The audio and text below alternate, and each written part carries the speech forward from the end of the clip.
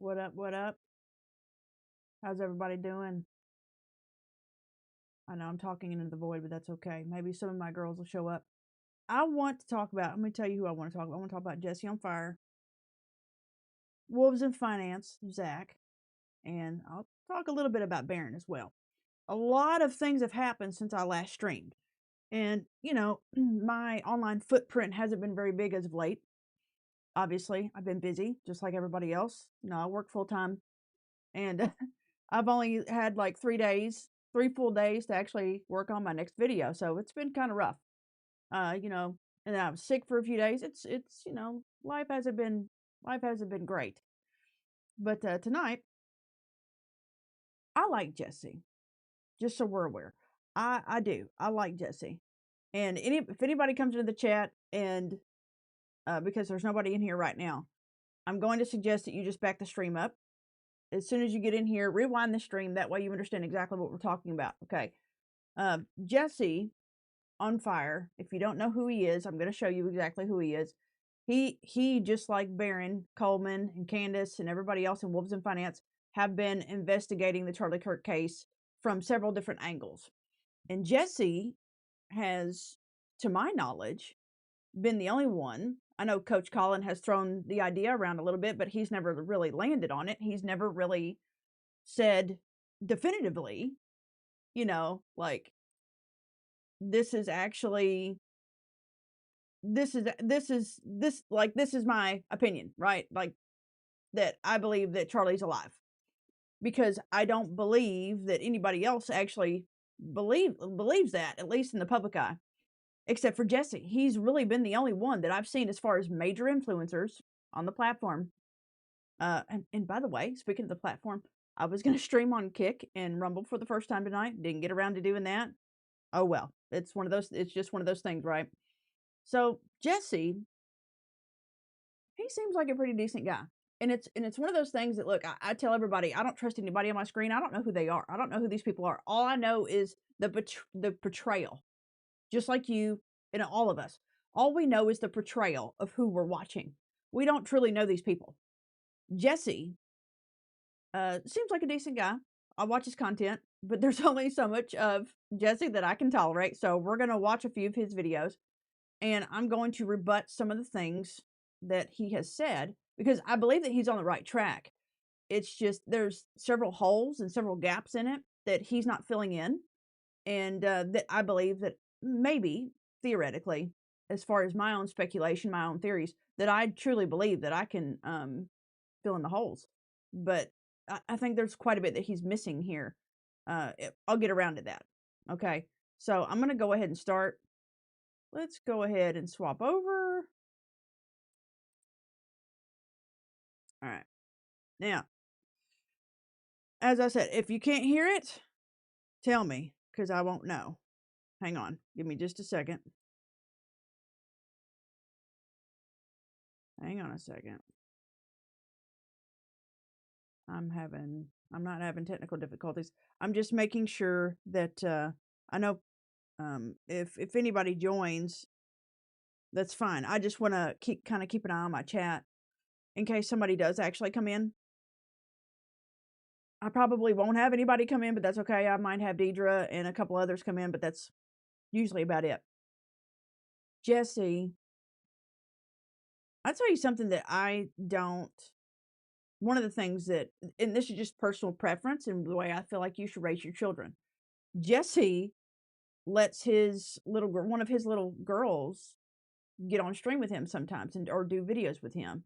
And I don't agree with that. I know a lot of people don't agree with that, because if Jesse would just pay attention to his demographics and look at the demographics of the videos that have his daughter in it, I think that he would stop doing it.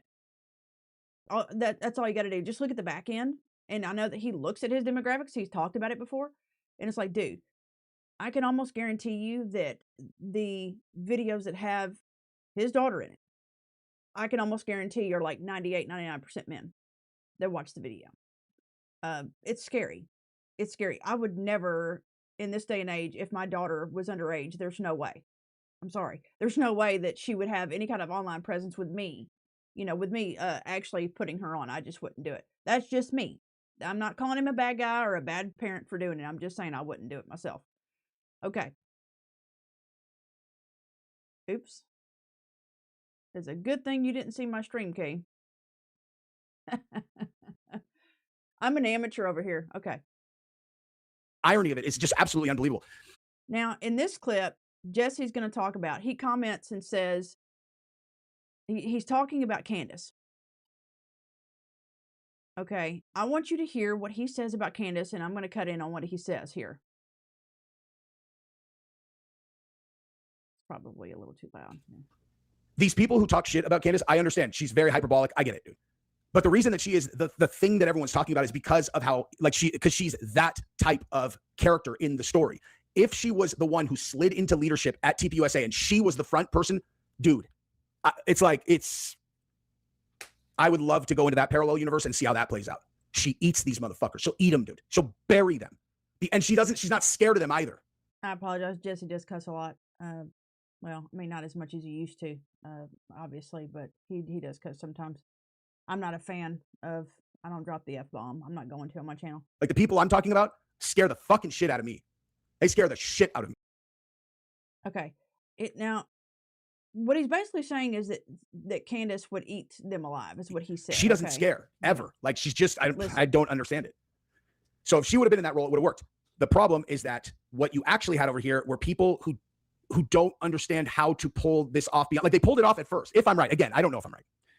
They pulled it off at first, and you had everybody looking, and they're like, "What the?" And he's talking about them faking it, right? Celebrating him getting murdered. That was the most easily foreseeable thing in the entire world. Of course they were going to celebrate. Of course they're going to celebrate, because exactly what I'm talking about, straight up population brainwashing has been happening for the last 20 years. And since social media, it's so easy for them. It's unbelievable. Like, yeah, do you understand how easily you can manipulate a person? Now, I want to comment on what he said about Candace here, though. He said that if she had been in leadership, if she had taken over Turning Point, she would have eaten them alive. And I think he's talking about not just the people that made fun of Charlie's death, but or supposed death, but he's also talking about Turning Point themselves. Let me tell you why I think he's wrong. He's absolutely wrong. Let's go back to what John CRIST said about Candace interacting with people from Turning Point at Tucker Carlson's birthday party. Okay, we're going to go to that real quick. Hang on. I've got it. Give me just a second. I told you I'm not, I don't have everything set up the way that I should. Hang on, that's full screen. I'm not going to be able to do full screen. Hang on. Let's do it this way. Okay, just listen to what John says. If you have a lot of people haven't seen this clip. Here's my issue with this. Is that not Jesse, Nate at Valhalla BFT, Candace, Coach Colin? Candace hasn't even rebutted this or talked about this. She has not said a peep about this. Ian Carroll, Baron, Cassia, none of these people in this circle, in this influencer circle, none of them have actually addressed or questioned what John said in this clip. Just listen to what he says. I've played this before, but you need to listen. Like, I get in there and I see Willie Robertson. First of all, I see Willie Robertson, Sadie Robertson's dad. Yep. Yeah, I was chatting with him. Then I see Theo. He's there. Jelly Roll is there. Tucker Carlson's there. Marjorie Taylor Greene is there. Wow. Candace Owens is there. Mm-hmm. And I go, Lydia, Candace Owens is here. She's like, what? Well, I go, Candace is here. She goes, tell her I'm reading her book. I go, not Candace Bure. Candace Owens is here. Yeah. She's like, what? The other one. The real one. Yeah. And I was like, what? And then and there's like a bunch of Turning Point people there. There's a bunch of like, I wrote down a list of everybody that I saw there. A bunch of comics were there. Brendan Shaw, Theo, a bunch of people, a bunch of MMA fighters in there. And I was like, I go, all right. This is what I always have thought about those kind of things. And I'll just say it out loud for everybody listening. And I've said this before in some kind of context. There was Turning Point people there. And Candace Owens was there. Marjorie Taylor, Tucker Carlson. This was Christmas. I hate to say this out loud. Everybody friends. Everybody friends. Mm-hmm. And I've said that before. Mm-hmm. And I go, I've heard before about Washington, D.C. Mm-hmm. Yes, because D.C. is the same way. It's birds of a feather, guys. It's the left versus right paradigm is a lie, and it always has been. It's like we saw like the Democratic majority leader and like the Republican, they're at dinner. I go, yeah, everybody friends. They, And everybody they like kind are. of in like, we would see like, let's say like Theo's a good buddy of ours. He would be like doing something. We were like, oh yeah, it's kind of just for the thing, for their job. They just kind of have to do, they kind of got to be on the sidelines and dump Gatorade on the coat. That's like kind of, They're entertaining. that's what their thing is. Yeah. And I go, wait, I thought you, because the thing he said about shouldn't you guys be fighting? Shouldn't you guys be fist fighting in the center of this party? Yeah. Everybody, hey, you want a drink? So actually, this was posted December 15th, right? But Tucker had a party, Nashville party. It was a Christmas party because that's what Candace said. It was a Christmas party. But of course, he had it a couple weeks before Christmas. But the point is that Candace was schmoozing up the people at Turning Point. So please tell me what reality we're living in where nobody is going to address that. Nobody, not even Candace. Candace hasn't even rebutted that. And I believe people on X have actually added her and said, hey, are you not going to talk about this? You're not going to address? Well, she hasn't said a word about it. And, and Jesse always says, like, he has Candace's back because this is what he says, that because he knows exactly who she is and what she is. And she's just like him. He has said this multiple times, that she's just like him. But apparently, and Jesse has said this 1,000 times, and it gets old, he claims to be this master of reading people, okay?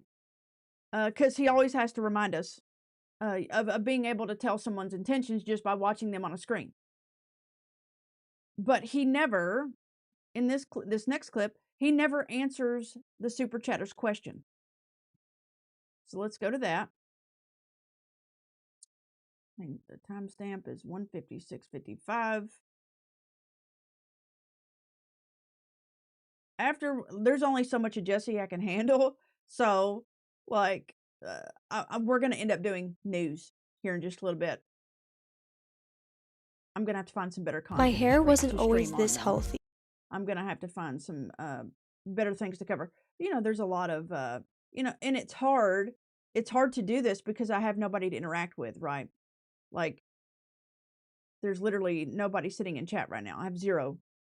I have 14 views, 4 concurrent viewers, and it's like I don't have anybody sitting in chat. All right. I keep doing that. Sorry. Okay. Next. He never answers this Super Chatter's question. Just listen. I'm not doing any additional information. I'm not doing any additional research. None. I'm not going to be investigating anything. I am literally just taking publicly available information and structuring it together and being like, this is what I think happened. Someone actually looking further into it to where they could potentially like prove this, that, or the other. That's a completely different thing. And so that would line up, with why they were getting rid of them. I read something that said that they, actually, I'm gonna get that number wrong, so I'm not even gonna say it. 55. Okay. So I don't know if this brought up my X account is down like YouTube was. Anybody else? Okay. Dude, that's what just happened. Okay, so that's hang on. We'll get to it. Hang on. Right here. Harmless V-neck. Thank you for the super chat. Any chance Candace would entertain the theory? That the theory of Charlie being alive, or at least he was, right? Like all of us in the circle believe that he survived that incident because we believe it was faked. And if you have not watched Jesse's Manufactured Martyr series, you need to go watch it because it shows very clearly. And there were several things in it that he covers in the series that I covered on my previous live stream about this, called "Is Charlie Kirk Still Alive?"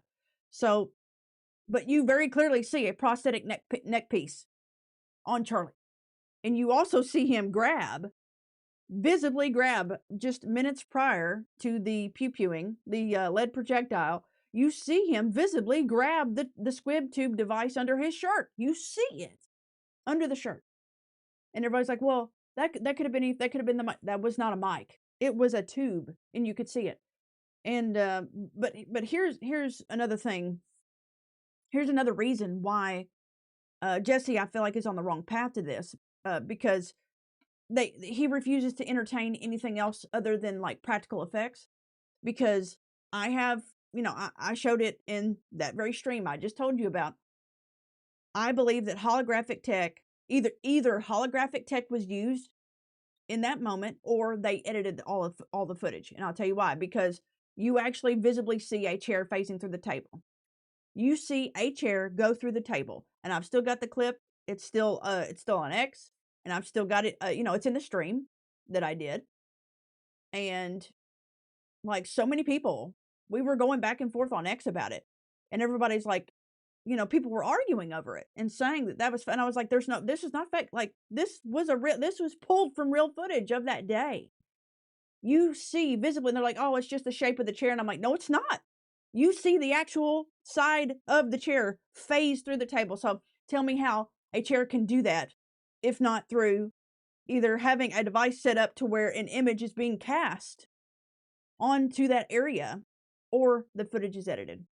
Either one. So I've talked about this a bunch because obviously her specifically was probably like my number one person that I was trying to get to see it, because I fucking love Candace. I've always had her back, dude. Like I said, I can see exactly what people are.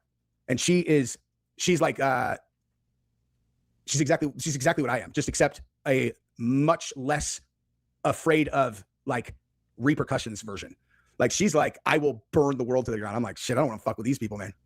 It's like if someone's standing in front of me, opposite, like if someone's just standing in front of me, that's completely different. But like these kinds of things that are like, I understand. He just drones on and on about that, but he doesn't answer the question. The question was, do you think Candace would entertain the theory? She never has. She, at this very moment, still is proposing that he was struck with a lead projectile. Still. We'll get to Zach here in a little bit, because he's saying a pocket pistol. And it's like, come on, dude, like I was with him all the way up until I was with Jesse on that. Like I was with him all the way up until he brought up the pocket pistol. And it's like, no, all this other evidence that it was manufactured is there. Do you realize how many events our government has manufactured? I don't think people do. I could name a few, but it would probably get my stream terminated. A certain incident that Alex J, I almost said it. Alex J got canceled for, and he got sued over into oblivion. I believe that wholeheartedly was a fraud, was manufactured. The whole thing was crazy. I was on the internet back then. I saw all the footage. From the school, not just from that day, but there was somebody who went into the school after it was after everything was cleared out. It was a couple weeks, actually like 2 or 3 months after, and he took pictures of the entire school, and you could see water damage, flood damage from the inside of the school, and all of the decoration, all of the decor, everything in that place looked like it was from the mid-90s, from whenever I was in school. Hardly anything had been taken down. And then you go back and you look at their photos, and you look at the yearbook pictures, and you realize that these kids are wearing stuff that I was wearing whenever I was in school. And I'm like, does this make any sense that this looks like it was 15, 20 years prior? It didn't make any sense. And then the kids at the Super Bowl that sang, every single one of them looked like one of the little ones that they claimed perished. So anyway, that's a whole other rabbit hole, and I'm not going to go down it today. But he doesn't answer this guy's question. Do you think she'll entertain it? No, she never has, and she never will. You know why? Because Candace already knows. That's my opinion. I believe that she does know. He doesn't answer. I think that she does know the truth. So what actually happened? I think that she is a part of it. Let's start from the beginning. This is another aspect of it that Jesse still hasn't figured out yet. He has touched on maybe the marriage was arranged part, but he hasn't went further than that. Why? Do you realize how many political arranged marriages actually occur in this country? Not just in this country, but all over the world, and have for eons. We have prime examples. Look at Bill and Hillary. Look at Michelle and Barack. They were politically arranged. It's like, do you realize how often this happens? It happens a lot. They're picked from very young ages. They're groomed. And Candace is actually, she's dove into that herself. That they go to special schools, and they're watched, and they're very closely monitored. And then they find a mate for them. Here's the thing that is insulting to me. Insulting of Charlie's intelligence. Okay. If listen, hear me out here. Why are people saying that Charlie, like all these people in Candace's comment section, are saying stuff like, he didn't know what hit him. He didn't know that Erika was so evil. He didn't know this. And I'm like, how do you know? You don't know what he did or he didn't know. You don't have a clue. I think he knew exactly what he was getting into. You're insulting his intelligence by claiming that he didn't do any homework on her. Does it make any sense as to how they met and how they started dating? No. It made no sense because she didn't need a job. She had her fingers in all these other pies, right? She had all these other irons in the fire that she was supposedly doing. So why would she need a job? And then having rich, connected, military contract company parents. Why in the world would she need a job? She didn't need a job. She was put in place for a reason. And he knew exactly who she was. And that was why he married her. Because they knew that they could, and I believe that she was put into place and married him, that their marriage was for this very purpose. Because one day they planned for her to take over. Because they knew that she could be controlled. That's my prerogative. That's my opinion. But the practice of arranged marriages have been happening for eons, y'all. Plenty of people have gotten married just for that reason. You could tell that they didn't marry for any other reason except for the political advantage, for the power and control, for the connections. Okay, let's move on to the next clip. I've got one down here that it's kind of crazy. That sometimes, I don't know about Jesse, y'all. Like, he's okay. But like I said, sometimes it's like, I don't know about you, man. I'm not saying he's a plant or anything. I don't believe that Jesse's a plant by any means. And, I like his content in terms of some of the stuff he covers, but he does ramble a lot. He has trouble getting to the point sometimes. I can go off into the bushes too. Trust me. But, I don't do it as bad as he does. Okay, let's go to the next one. But it's a misunderstanding, in my opinion. Okay, this was the Dan Bongino video. Let me set it up. He has repeated himself ad nauseum about what he's about to say. But, a lot of us have said this about Charlie since the beginning, that he was alive. We've seen it. We just don't have a platform like Jesse does. I don't have the same kind of platform. Go back and look at the stream that I did on it. It was months ago. Okay, I've been saying it since the beginning. We just don't have the same platform. As I am so certain that I'm right, in which case I understand why Candace is looking at it the way she is, and she is probably nearly certain that they killed Charlie. And Bongino is like, how could you be attacking his widow? Everybody's super certain. Everyone's so certain, right? If Candace was truly searching for the truth, then she would investigate this from all angles. Alive, not alive. Op, not an op. See what I'm saying? If she really wanted the truth, she would investigate and then do a process of elimination. That's exactly what you would do if you were searching for the truth. That's what a real investigative journalist does. Like, do you guys actually believe that Candace is evil? You think she's really just doing this out of like evil intent? Come on, dude. No, I don't think it's evil intent. I do believe that she has her own agenda, just like everybody else does. Jesse, you have your own agenda too. You're here to make money. Candace is here to make money. Barron is here to make money. Coach Colin, all of them are here to make money. It's their income. It's their job. It's their livelihood. This isn't my livelihood. I haven't made it. I haven't made it yet. That's okay. But whenever this becomes your job, you start doing things a little differently. Really? She's not. She loved Charlie. Like, really, I'm telling you guys, like, the way that I ended up backing into this whole thing is I'm never wrong about people, dude. I mean, I can get some things wrong, but not something like, I have Candace read bulletproof. My read on her is right. And she for sure believes in what she's doing. She's not doing this for any kind of nefarious reason. She doesn't do. This is what you call the definition of hubris. He's so confident that he's so right about his ability to read people. You're reading it through a screen, my brother. She's a stranger to you. Now, Barron has a better read on her because he's met her. He's spoken with her over these past few months. He's met her actually a couple of times, to my understanding. Been on her show once. And we'll get into that later. You know, Barron went on her show, and there was one aspect of September 10th that he completely disagreed with her on, and he didn't ask her a question about it. Why? Why didn't he? Anyway. That, like, bottom line, they're lying to her. They are lying to her.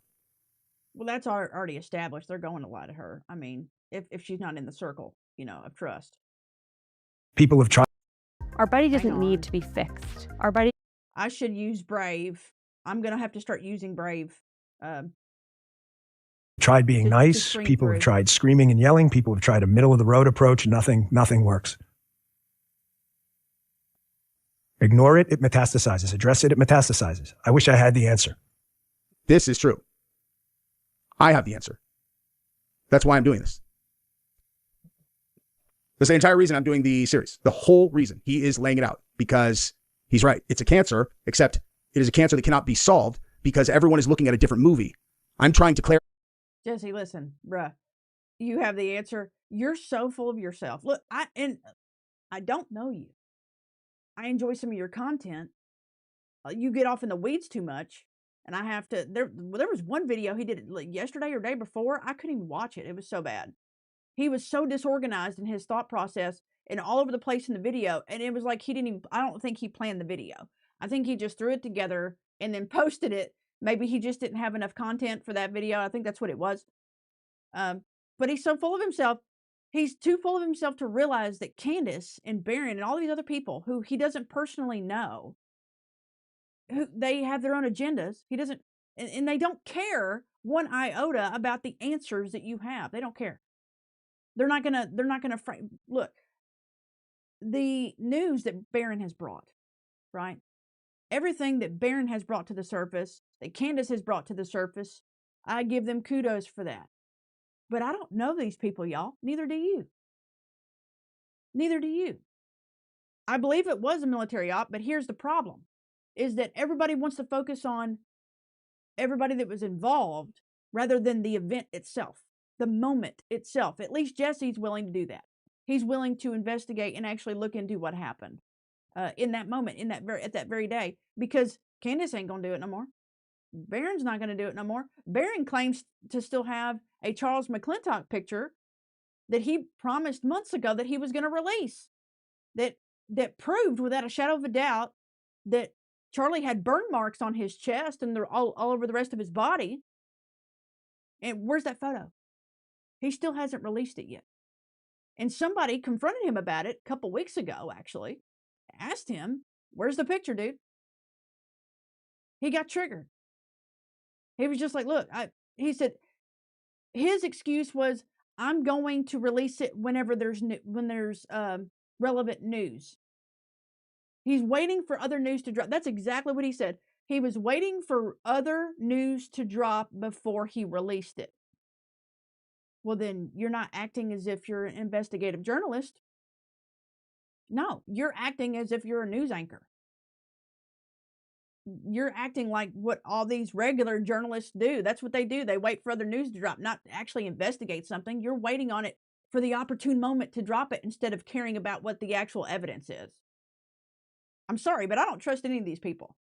The movie they're looking at. Now, maybe I've got the movie wrong, but I don't think so. I don't think so. You can, like, what other? She thinks. Okay, I'll go back because I've got another timestamp here. So, but why is it that they have their own agendas and they're, digging up all of these other answers and they're putting it before the world, right?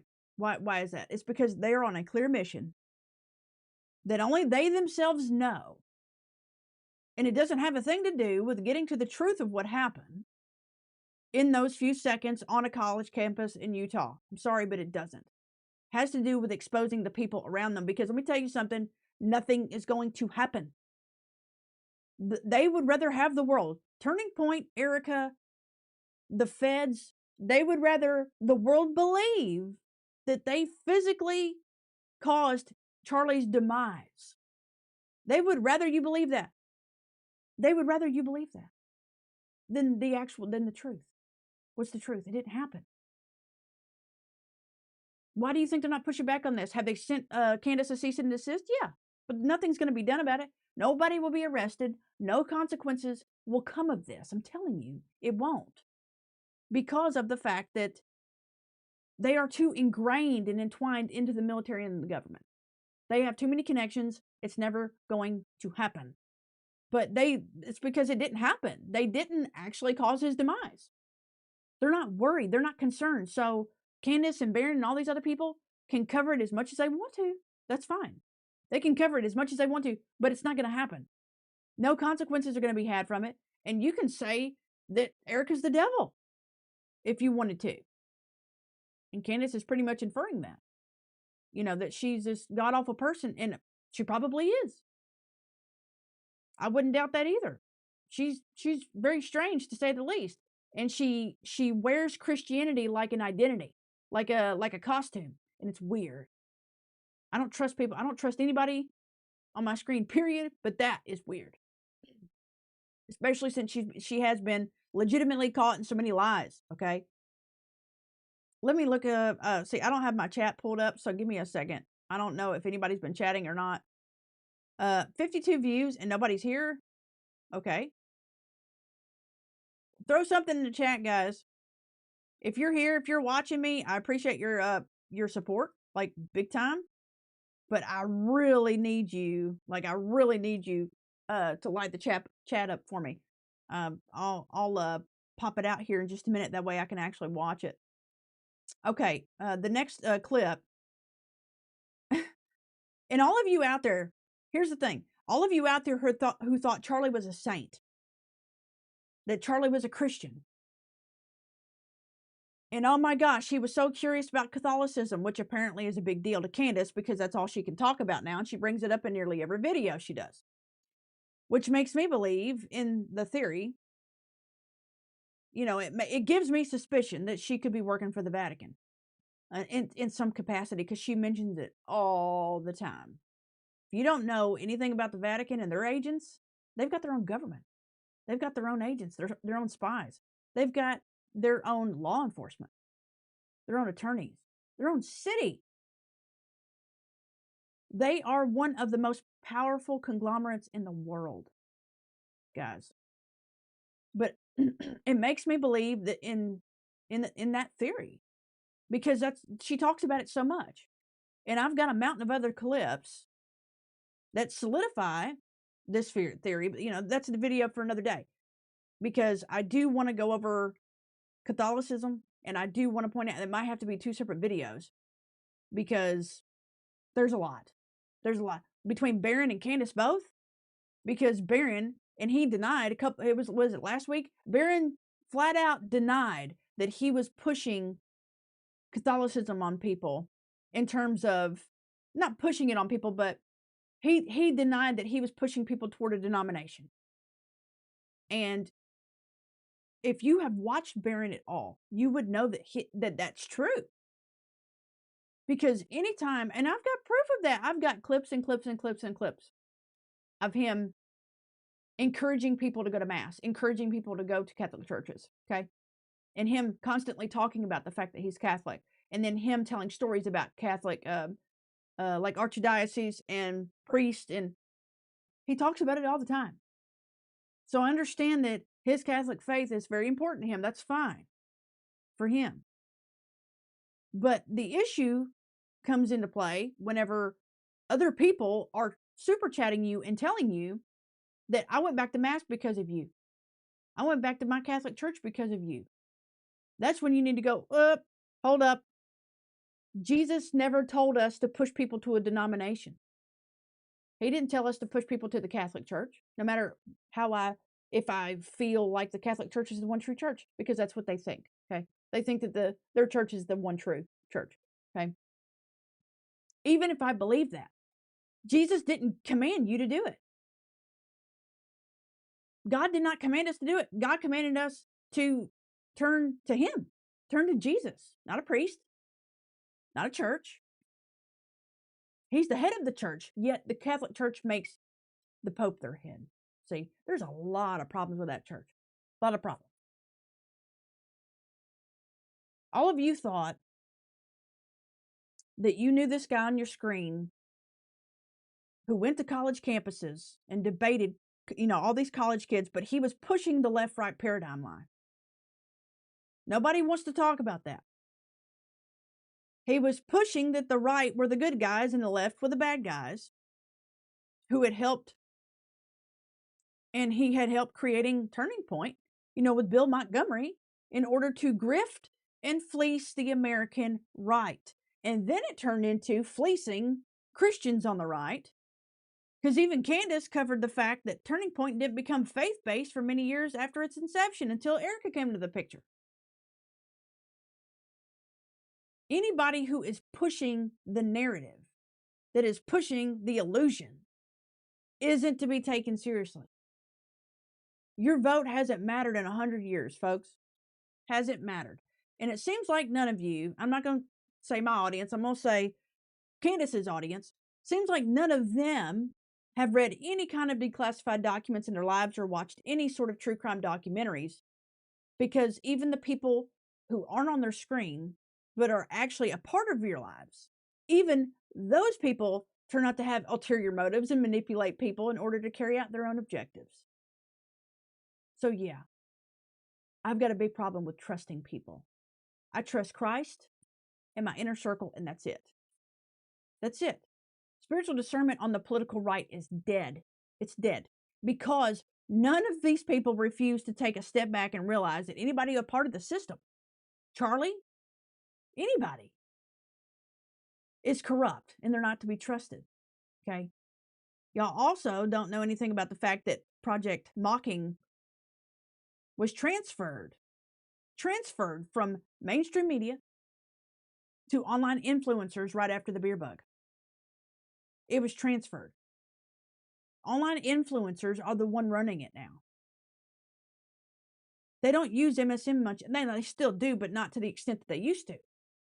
They use the people on your screen who you trust, who you have formed parasocial relationships with.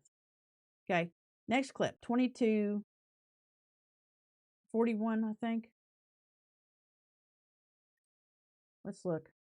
2240. I swear by this stuff. If I had to drop, I swear by this stuff. I swear. To you why these misunderstandings. All right. Okay. If everybody wants to know, okay, if you always say, Jesse on fire, you always say that you don't choose sides, but you're on Charlie's side. Yes, I did. I absolutely said that. So why would you do a series about Charlie being alive if he clearly went through this amount of effort to make the world think he wasn't, assuming that your hypothesis is correct? Well, I will answer that very simply. If I'm right, he can't respond. He has extraordinarily limited options for how he can handle what is going on, which is a tsunami. He can't respond to you. But why do you automatically believe that if he was alive that he wouldn't be able to communicate with Candace at all? How do you know? She might have been in on it. He may have been the one who called her and told her, instead of her having the dream of, he told me he was betrayed. Maybe he called her and said, I was betrayed. Dig up all their their military connections.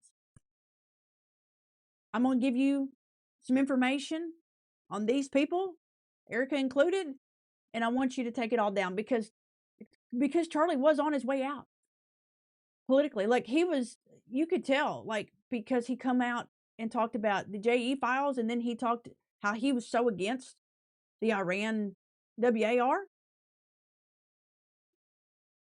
It seems to me that Charlie was signaling that he was done with his own organization. That's just my opinion. But you pick the side of someone who you yet again don't know, Jesse, never met, don't know their intentions or what the ultimate objective outcome is going to be. That doesn't make any sense to me. and another thing is that Jesse says it's one of the dumbest things that I think that he's ever said. Like I said, I like Jesse. As far as his content, I like him. He's all right. But it was really dumb. It was one of the dumbest things I've ever heard anybody say on here. All right, let's go to the 257. Because, and I'm not joking, he says this a lot. Fancy myself, as you guys know, better, or I guess I'll say as good as anyone that is alive on this planet at reading people, cold reading them. Like, he says this almost every video. I'm telling you. I'm not talking like, you know, the fake site, cold reading. I mean, look at them, and I don't even need to hear them talk. Anybody who says it this much, no, you're not. You're not that good. Okay, I could see how they hold their face in a photograph, and I could pull very important details about their personality from that. If I see them speaking and they are not an expert at cloaking their feelings, I will be able to read a lot of things, and in some cases, I just have people clocked completely. Jesse, if you were that good at it, you would have clocked this from the beginning like we did. October is whenever I came out and started talking about it. That it was fake, that it was a fraud, that all of it was a fraud, that it was manufactured. 1518.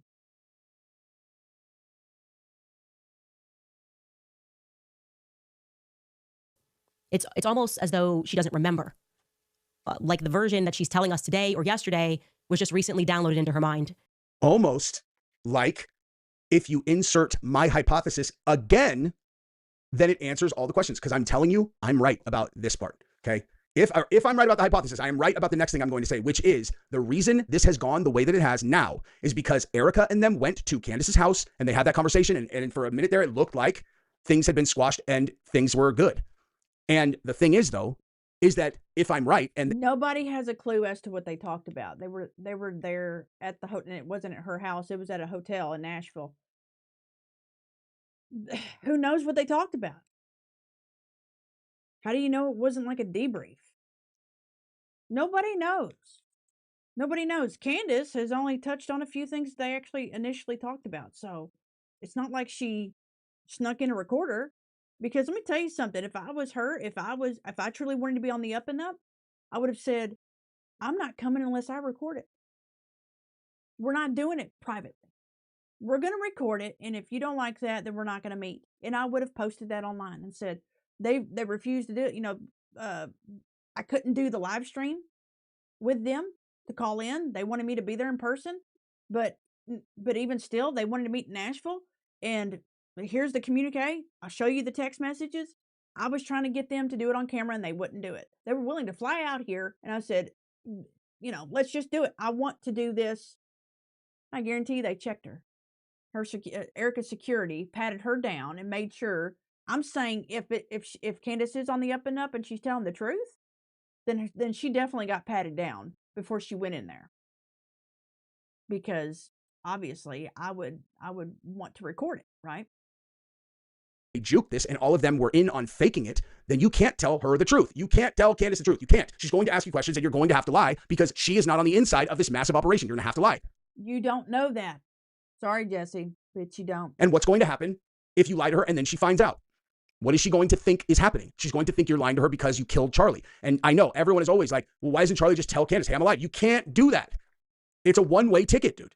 If you do a thing like this with the support of the American government, they're lying to her because they're just trying to protect their reputations in terms of their personal and professional reputations. They know they're not going to go to prison. They know that there's not going to be any consequences. Trump and Cash, and he's in WITSEC, and they had actual military assets involved, which I think they did, if I'm right. Okay, there's no just like, hey man, this podcaster is being mean to my wife. It's affecting our business over here. It's like, this is above that. You can't come out. You cannot do it. There are strict guidelines in witness protection. And even if it was some other thing that's not witness protection, like you can't now. Hey, no, trust me, you guys. All of you that have trusted me to never expose what we all did because now you'll be implicated in things. Trust me, I know her, dude. She'll chill. Okay, no. There's too many people involved. He can't tell her. And so Candace has this conversation with Erika. And they give her all the answers she wants, and then boom, she finds out they're lying about a bunch of stuff. Why is she going to think they're lying? She's going to think they're lying because they murdered Charlie, obviously. And that leads her. Candace could be telling the truth about all this. I don't know. I just don't think she is. I think all of this is a knob, even her. There's only two possible outcomes in this scenario, by the way, that he's alive. Let's run through both of them. The first one is that Jesse is actually presenting here that CO doesn't know, that Candace doesn't know. He's still communicating with Erika and Turning Point to give them direction. He's proposed this as if he's in their ear telling them what to do, which is why Candace is still investigating. But don't forget, Candace is still going along with the narrative that he was struck with a lead projectile, right? She knows that it wasn't a 30-06. She knows that, but she refused to go any further than that. She didn't go any further. All she knows is that it wasn't a 30-06. Why won't she go a step further? Why? Maybe in her mind, the way it happened, maybe it doesn't matter. Maybe it just doesn't matter. It's the fact that he's gone that matters to her. Maybe. But if you're investigating it, you would want to know. You would want to know every single detail of what happened. If it was my friend, I would want to know. It would be like Clue. It was in the library with a candlestick. I would want to know every single detail. But I would strongly disagree because you need to know what happened in that moment to figure out where to go from there. You got to figure out. Yet she refuses to do that. She has not done it. She won't do it. So the second possible outcome is that she knows. But basically, Charlie went rogue and he's helping her tear down Turning Point from the inside. Maybe not like actively helping her. I think maybe he called her after it happened. Which, like I said just a few minutes ago, I've already said this. Maybe that's why she said that she had a dream that he was betrayed. Everyone, and it's like, okay, well then, why would everyone at Turning Point help Charlie carry this out if he was just going to turn on them? Well, they didn't know he was going to. Okay, everybody at Turning Point helped him carry it out. The security team, even our president and vice president, and Cash. But they had no idea that he was going to turn on them because I believe he was in a politically arranged marriage and knew he was very aware that he was a part of the left-right paradigm lie, which was the reason for Turning Point's creation, to continue the lie and fleece people out of their money. Okay. Then when that wasn't enough, they started adding the faith aspect to fleece Christians out of their money. And look, the actual purpose of the event itself, it was multi-pronged. Okay. It was several different things. The first was to make him a martyr for the Christian right. And it worked. It worked. People are still talking about it. And Christians are still buying it and are still looking at Charlie as if he was an angel. And they want his legacy to remain intact. Okay? But he wasn't an angel. None of us are. Right? Like him probably even more so, because I'm with Zach, Wolves in Finance, on this, that he more than he knew about everything. He knew about the impropriety that was going on. All of it. I don't know, all of it. 90% of it, right? That's just my opinion. I believe that he knew because he created Turning Point to get to the Christian right. And that it was the same reason for this to happen. And for him to step aside, for Erika to come in. That way she could be viewed as the grieving widow and everybody would feel sorry for her, right? That the blow of a woman leading Turning Point, a conservative movement, right? A conservative organization would be, it wouldn't be as bad, being that her husband passed away in such a brutal way. Everybody would have sympathy for her, so they would automatically accept her as the leader. Doesn't that make sense to you? Makes perfect sense to me. It wasn't the only reason. There's several different reasons. Like I said, they wanted to get to the Christian right, and for the most part, they got the job done. 22:15. Let's move on to the next clip. Emotions aren't there. So they're making, I think Charlie's one of the most brilliant people in the world. I'm sure, again, I always say, I trust his motives. I'm sure that he did this for a reason that is a good one. And I would help him, and I would never talk about this ever again if they asked. But doesn't mean that anybody would be able to do this correctly. Because she had seen the example set for her by her mother growing up. As People magazine later echoed, quote, Erika Kirk has learned a lot from her mother, Lori Franze.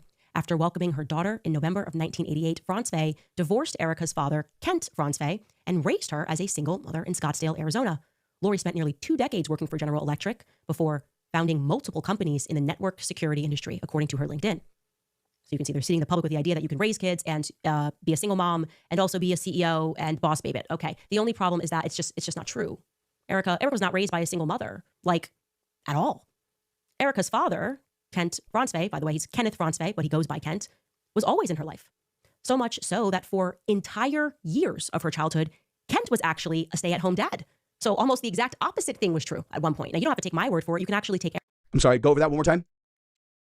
I didn't know that. I didn't know that. I didn't know that. Insert that into my hypothesis. What? Hypothesis? Hypothesis. Oh, man. This is exactly how I grew up, with my mom as an executive and my dad at home as a stay-at-home dad.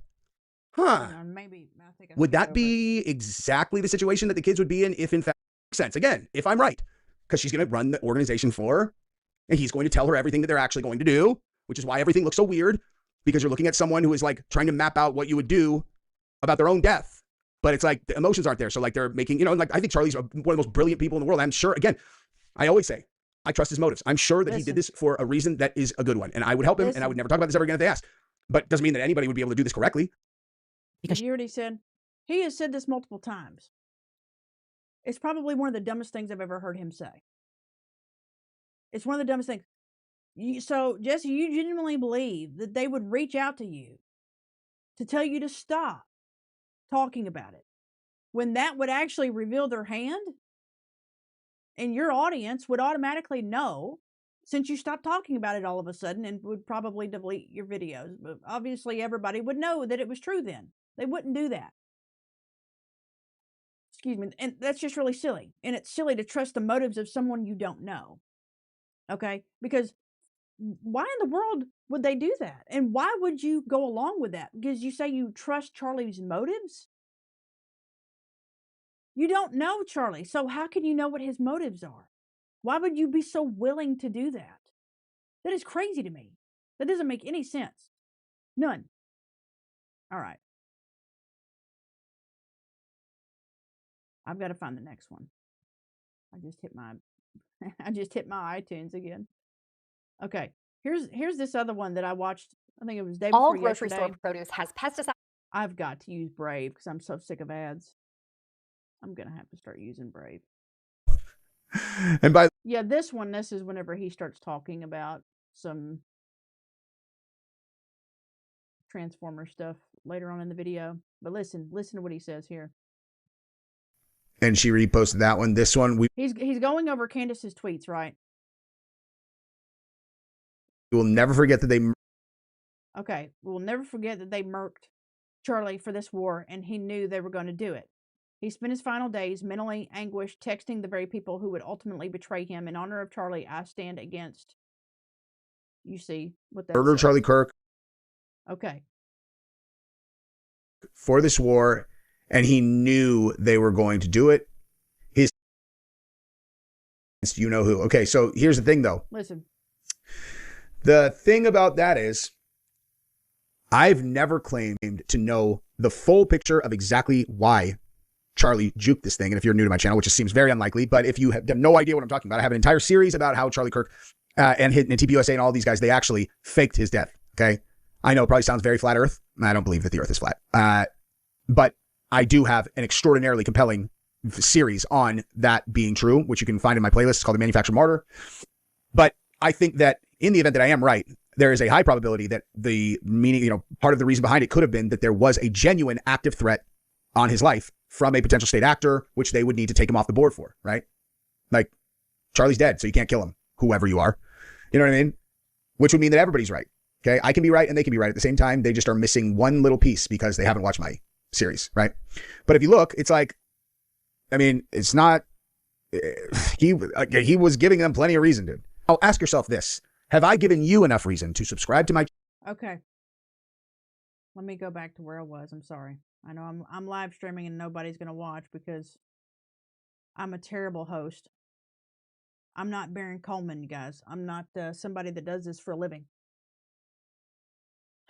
He still has not put it together that it was a politically arranged marriage. He still hasn't put it together. Listen. You have a big platform. Okay. I'm going to protect you from yourself. Do not do this. Do not do this. You're going to.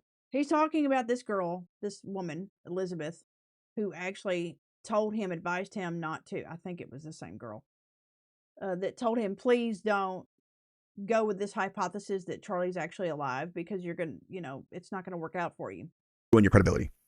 Yeah. And to which I responded, I will bet you $100, huge bet, that after you watch the first 2 episodes of my series, you will not be able to, with a straight face, tell me that you think that there is less than a 25% chance that I'm right. Okay. And his series is very good, but I still think he should have put the chair phasing through the table. That clip, that should have went in the series. Now, Elizabeth is from Eastern Europe also. And the reason I bring this up is because that is one of the reasons I get along with her so well. I literally have never met a person from Eastern Europe that I did not get along with. I love Jesse. Shut up. There's just so much less BS with them. And so when she wrote the first post about Erika Kirk being a psychopath, I chuckled to myself because her and I had just had this conversation where I was like, I don't think Erika's a psychopath, dude. I think Erika is playing a part. And because people don't realize that her husband's not dead, they are reading her as being a psychopath. Like I think that she is exactly who you see in these other videos of Charlie, like when he's with her before all of this happened. Because I don't feel I think she's calculated. I don't think she's a psychopath. She's had plenty of moments to where she's not doing very well in terms of trying to convince the world, right? In terms of trying to convince the world that she's actually, hey, what's up? Sorry, I don't have my chat popped out. So you know what? Let me see if it'll let me. Let's do that. Sweet. All right. I got my chat. Okay. So let's move on. I'm sorry. I had to pop my chat out because I didn't know anybody was in the chat. So welcome. He had seen the example set for her by her. I do not believe that Erika is a psychopath, by the way. I believe that she's calculated. She knows exactly what mother she's growing doing. up. As People magazine. Psychopaths can be calculated. I get that. I just think that she is playing her role, and I don't think she's a psycho. She just, there's a lot of things that she's not doing right. Right? She went to that high school and she sounded drunk. She sounded drunk. She needs to get a hold of herself if she's gonna try to pass this off as something. If she's gonna try to pass herself off as the new lead at Turning Point, she's gonna have to do better than what she's doing. Echoed, quote, Erika Kirk has learned a lot from her mother, Lori Franzwey. After welcoming her daughter in November of 1988, Franzwey divorced Erika's father, Kent Franzwey, and raised her as a single mother in Scottsdale, Arizona. Lori spent nearly 2 decades working for General Electric before founding multiple companies in the network security industry, according to her LinkedIn. So you can see they're seeding the public with the idea that you can raise kids and be a single mom and also be a CEO and boss babe it. Okay. The only problem.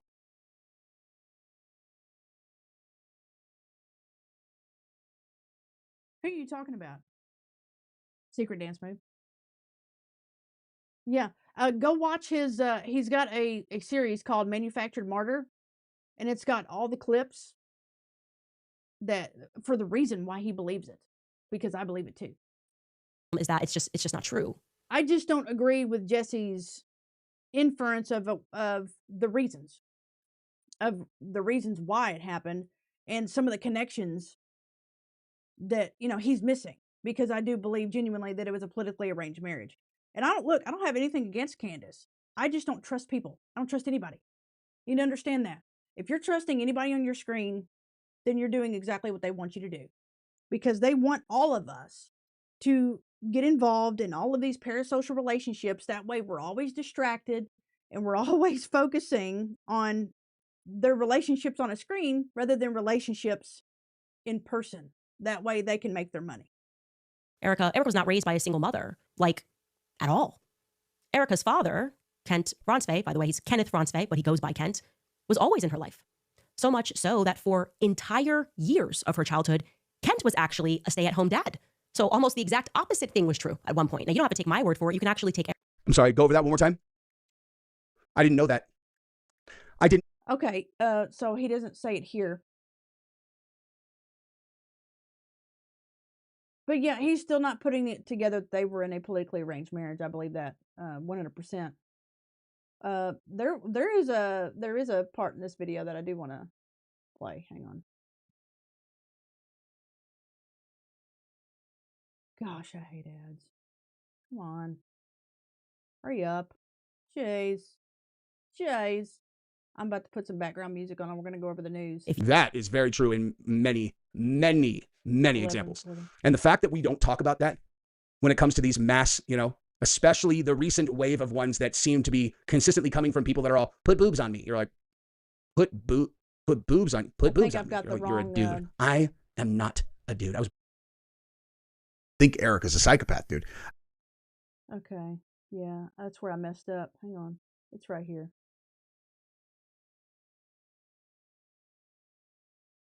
This. All right. So this is what Candace put out, right? So she says, name redacted for obvious reasons. Charlie Kirk also told the pastor at Trinity Church that he thought he was going to get killed. That brings the total up to 4 people that we've identified. This is your daily reminder that his wife initially denied this was true. Okay.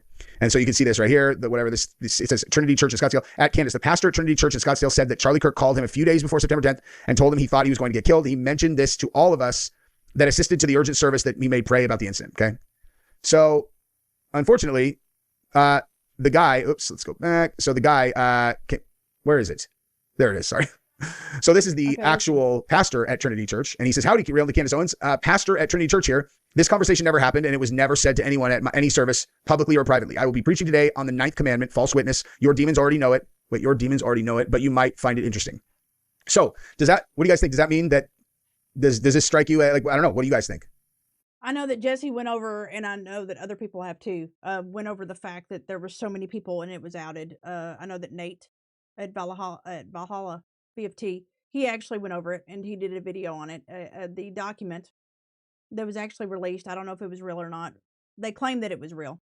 All these people that they basically got all these talking points that they need to talk about Candace, that they need to, tweet about on X. So, but most of it was basically calling her a demon. It had to do with you're a demon or you're evil. Okay. Here's the problem with that. And I believe that that's very likely that they did hire a bunch of creators and paid them money, right, in order to besmirch her name. I do believe that. That's not out of the realm of possibility, okay? Especially since people like Paramount Tactical, Gary over there, he has gotten caught, talking to Andrew Colvett, okay? And outed himself, actually. He didn't get caught, he outed himself. But here's the problem, is that anytime somebody like me, who everybody's like, you got to take a side. I don't take sides. I don't take sides. Everybody's like, I stand with Candace. I stand with Christ. That's who I stand with. I don't stand with these people because I don't know them. I don't know them, and I don't know what their agenda is. I don't. And I don't know what narrative they're trying to push, because rest assured, a lot of them are. Okay? Here's the issue with calling people demons, with her own audience is doing it. Anytime you question, you just ask questions in her comment section. And I'm not talking about insulting her. I've never insulted her. The only thing I have ever done is list things in her comments of things that she has not addressed, things that she refuses to touch on or talk about, or at least publicly. Maybe she has behind closed doors, but she has not publicly. Anytime I have ever posted those kind of comments, guess what I'm called? I'm called a demon. Okay?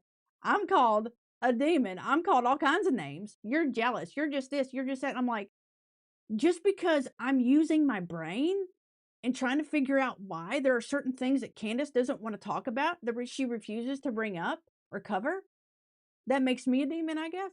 Okay. Whatever you say, bro. Whatever you say. It's stupid. It's pretty stupid.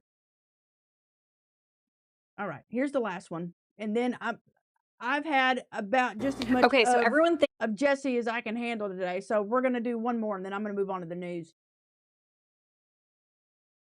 If you haven't watched the beginning of the stream, I would suggest you do that, because I went over the John CRIST clip again, and because it seems like everybody has forgotten about what John CRIST said about Candace and about Turning Point. John CRIST is a Christian comedian, by the way, if you don't know. But I'm into it, and candidly, I assumed that he was. Now, this is where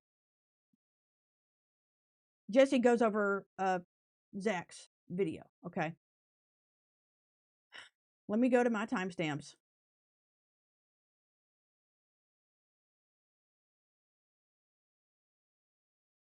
they're coming up with the wrong conclusion. I don't even understand. Wolves and Finance's video yesterday, right, was excellent for part of it. And then we get to the end and I'm like, wait, what?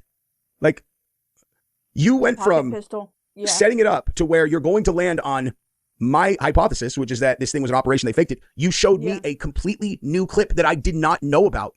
Okay. Where one of the guys is doing a very obvious countdown. Yeah. That clip's been available since the beginning too. I don't know how Jesse missed that one because I've actually got it in my documents or in my video folder. I've had that one since October. From 5 minutes, 4 minutes, just like I'm doing a countdown. And I went over it in my previous live stream about this. Let's see, 3:58. Why did I have that timestamp? 7:12. Hang on. Accomplished. Now, okay. Now this is whenever Zach starts talking about the OK hand symbol. Jesse starts making fun of it because everybody's like, "Oh, it was because of Pepe," and it's like, no. I'm going to show you why. This part, I was itching to respond to. This is one of the greatest 4chan trolls of all time. Okay, the OK hand gesture is now listed as a symbol of hate. Like, what? oh yeah. Okay. So I'm pretty sure that Charlie and Tyler Boyer are joking here because this was like one of those things where 4chan convinced the world that this meant white power or something, dude. And then check this out. Well, Jesse, let's actually see what it means. You want to know what it means? Because I know what it means. And it seems like people don't know their history. They refuse to actually look these things up and find out for themselves. Let me extend this. Because I wasn't planning on crap. Sorry, I'm trying to do this on the fly, guys. Where'd it go? All right. Now, hang on.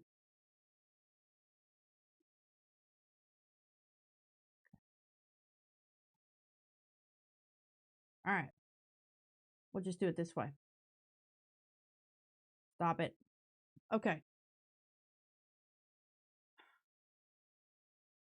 The hidden language of satanic hand signs. Okay. Now this explains which hand signs the church actually uses. The horned hand sign, the sign of the moon. I'm going to go over some more. This one is at the end. Hang on. Where'd it go? There's all kinds of signs that they actually use. Okay, but here. It is the 666. If you can see it. Hand sign. Okay. Let me read it. We also use a subtle gesture for our most famous number by forming an OK sign, thumb and index fingertip touching. Each bent finger looks like a 6. This means 666. It's like showing the number of the beast on our hands. Occult sources note that Satanists often make the OK sign to display 666 in their allegiance, to show their allegiance. We sometimes flash this quietly among friends to acknowledge our unity in faith. It's a secret salute that only believers understand. Let's go to the next one. This one is kind of funny because this is actually WikiHow, right? And WikiHow even has it. Somebody put it in WikiHow. Now, what are the Illuminati hand signs? I want you to look at this. I'm going to screen here. There we go. Now you can see it good. Okay, notice how not only the OK sign is here, okay, the OK sign, but the pyramid. I want you to keep that in mind. Keep that in mind. And it's such a prominent, I want you to understand something, folks. It's such a prominent sign that it's even in stock footage. Okay? Do you see what that says up there? Do you see what it says?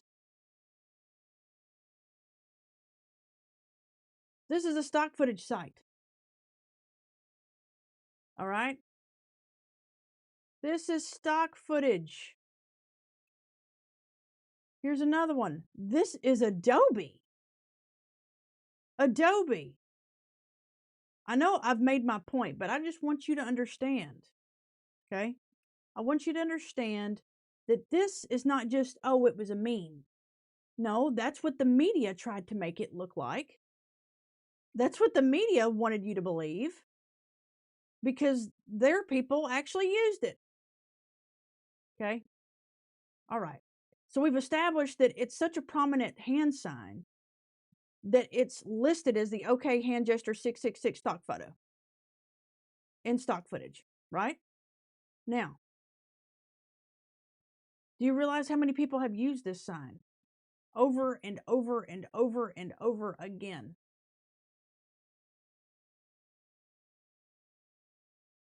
This site is just full of pictures of celebrities and politicians that have used it, either over their eyes or in front of their face, or just standing there. Okay. There's tons and tons and tons. I'm not going to go through them. So even Johnny Depp has used it. Michael Douglas, all kinds of people. That's Corey Feldman. All right. I might actually put that link in the chat. That way you can see that all of these people have actually done it. Now, I've got it in my documents, but this is what we're going to do.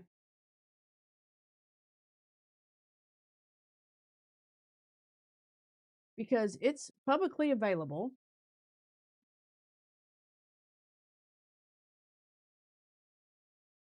So are we just going to ignore this photo?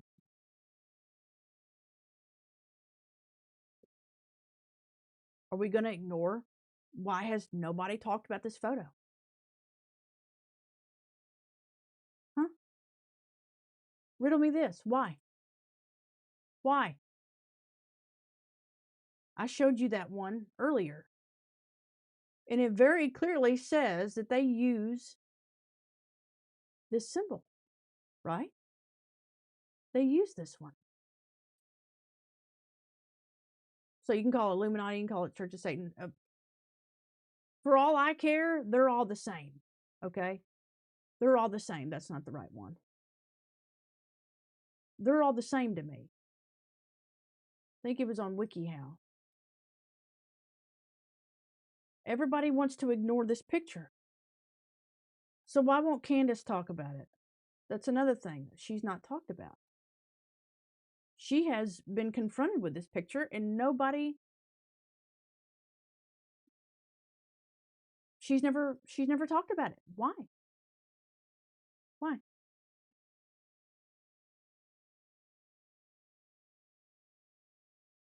Just an interesting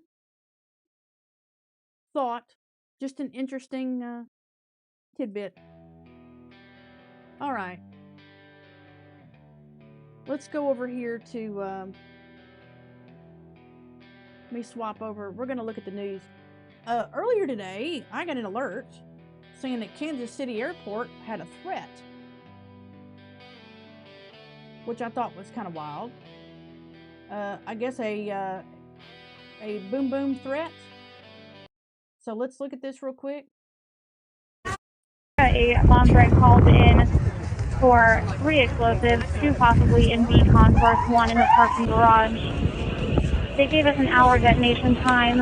Now it's saying 45 minutes. This did come in as a live voice, called in against 3 explosives, 2 beacons concourse, 1 in the parking garage with 45 minutes detonation time. Airport Houston, copies.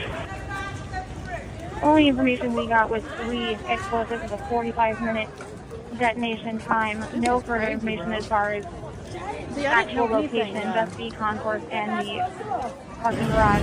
I'm sorry, secretly, I didn't know you were still here. Because there's plenty of evidence that shows that he didn't perish. If that's what you're asking. I've thought that he was alive since October. Because I've seen people actually get struck in the neck by a lead projectile, and that's not what happens. It doesn't pour out like a fountain. It spurts. It's spatters. It just shoot. It sprays, right? It doesn't come out like a fountain. It does come out like a fountain. And if you go watch, I'm telling you, it's worth the watch, because he does it better justice than I could do it right now.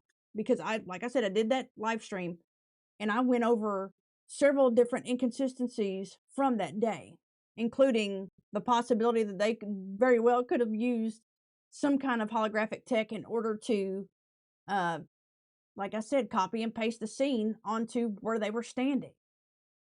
Because people laugh at that. People laugh, but it's like, do you realize how long holographic tech's been used since the 70s? They've been using it for a long time. So, and you know, if you've ever watched the Coachella concert with Tupac, it's like 2013, I think. It was 13 years ago, and it's like he looked like he was actually on stage. So anyway, long story short, I believe it because I've seen the evidence and I've investigated it to the best of my ability. And, you know, I did all the digging myself before Jesse put his series together. Manufactured Martyr. It was Making a Murder, or I think it's Manufactured Martyr. I think that's what it's called. So my point is that if you watch that and you don't at least question it and go, oh, I see a tube in his shirt. I see a tube hanging from his shirt when they carry him. That's weird. Oh, and why is one side of his neck taller than the other side of his neck whenever you can go to any other event he's ever done or look at any other picture except from that day, and his neck size is perfectly normal. It's not raised on one side.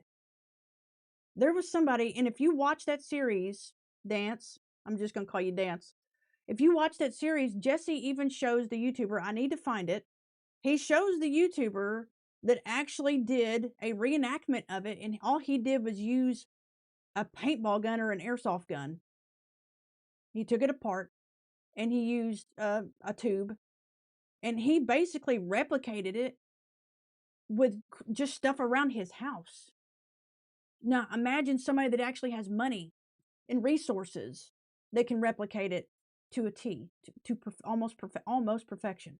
And like Jesse said, there was a countdown. You know, I've had that video for ever since October, where you see a visible countdown. Somebody's throwing their hand up, 5, 4, 3, 2, 1, at minute 5 and minute 4 and minute 3. So the evidence is there. You know, and it's like, I've read too many declassified documents in my life to believe anything is real. Anything. Like when I come on X, and Asman has run into this problem. He was watching all this footage from Iran, and 90% of it was AI. It was fake. It was either old footage or AI produced footage. So that's the world we live in, right? That's what I'm saying. Don't trust, especially when it's a coordinated drop. They dropped all the footage at the same time of Charlie that day. It was within about a 20-minute time period. All the clips came in almost all at once. There was almost 3,000 people there, and where's all the footage? There was only 17 clips released. 17, 18 as far as official footage. I'd like to know, where's the rest of the footage? Because other people have come out and talked about the fact that they were made to delete their footage. And it's because they couldn't manipulate it the way they wanted to. There's plenty of motive. Plenty of motive. People don't understand. Some people don't understand just how many events they've actually manufactured. It's insane. Like I said, I'm not trying to insult your intelligence. I'm just saying, if you haven't read any kind of declassified documents, you probably should. Because our government tried to assassinate Fidel Castro over 630 times. Do you realize how many people that took to do that? It was 638, I think, failed attempts to assassinate him, and they never could. They never could, because it always failed. But they had thousands of people that were involved in it. And everybody's saying, well, it's not possible to keep 3,000 people quiet. The hell it ain't. It is. You don't have to bribe people. You can just threaten them. You don't have to hand out paychecks. You just say, if you don't do what we say, we know where you live. Right? All right, let's move on to the oh wow. It says Elon Musk mourns son's transition and resurface clip. Yikes. Okay, so earlier today I got a notification saying that there was a Kansas City airport boom threat, right? There was a man that said that there were 3 boom booms at the airport, had a 1-hour detonation time. We just listened to that. Nothing happened. I think they got everybody evacuated, and it was just a threat. However, people are wondering whether or not this is a sign of things to come, right? Like, I believe that more and more things like this are going to happen. I'm with Nate over at Valhalla. I truly believe that there's going to be a lot of false. I'm waving an American flag, right? False those. I think that there's going to be a lot of those happening. There's been plenty of them. All right, let's look up, because I want to see what's going on with the WAR overseas. I haven't seen or heard anything today. Toxic rain. Like, take this for what you will. Let's take it at face value. And this is the way I view the internet, guys. I don't believe anything. I don't take anything at face value in terms of, I'm saying take it at face value as if it's fake. I believe things are fake until I'm proven otherwise. That's the way I see the internet, okay? That's the only way to be in this day and age. All right, what is going on here? Toxic rain, which burns skin and destroys lungs, falls in a city of 10 million people after U.S.-Israeli strikes on fuel depots. Trump and Israel are poisoning the skies of Iran and murdering civilians. In what universe does any of this constitute liberation? I'd have to agree with that. I have a very complicated view. Well, it's not really that complicated. I do sort of have a weird view on what's going on overseas, okay? I don't agree with, I watch Asmongold. I don't agree with Asmongold. Look what's trending. You see what's trending? Isn't that crazy? Nukes and ball. That's weird. That's weird. We'll have to look into that. Okay. I don't agree with Asmon whatsoever, because I'm actually, I agree with Matt Walsh about 50% of the time. The other 50%, I think it's garbage. Like, I just think there's a lot of things that he says, and I'm just like, I can't get behind that. But he made a very interesting post. I'm going to save this. We'll come back to it, because I want to read what Matt said about this WAR, this battle, the boom booms that are going on over there. I hate that I have to self-censor. It's pretty stupid. Let's go. Now this was I think 2 days ago.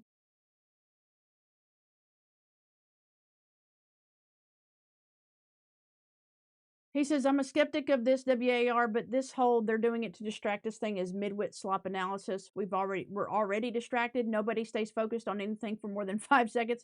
That is true. The most powerful people in the world do not need to elaborate. Well, it's spelled the same way, right? Elaborate diversions to distract the population of the most overstimulated, unfocused humans to ever walk the earth. They don't need to go to war to claim your attention. TikTok videos are already doing the job. What is this? Iran war, WAR did the job on the JE files. Just take the roughly estimated percentage in the screenshots with some grain of salt, but bottom line is this. The WAR overseas is a massive online shift away from the JE files. I suspect this was another motivating factor. This is what ChatGPT told him. What is percentage drop in internet traffic regarding JE since the WAR broke out? There isn't a single universally agreed exact percentage across all analytics platforms, but the available data from Google Trends and media analysis suggests a very large drop, roughly on the order of 90 to 95% in online attention to JE-related topics after the WAR began dominating headlines. Analysts cited in reporting say search interest in the JE files dropped by about 95% after the conflict began. I can't talk, I'm sorry. I get tongue-tied easily. I'm trying to train myself. One analysis noted that Google searches for the JE files plummeted once the strikes on Iran started, as media coverage and public attention shifted to the conflict. I mean,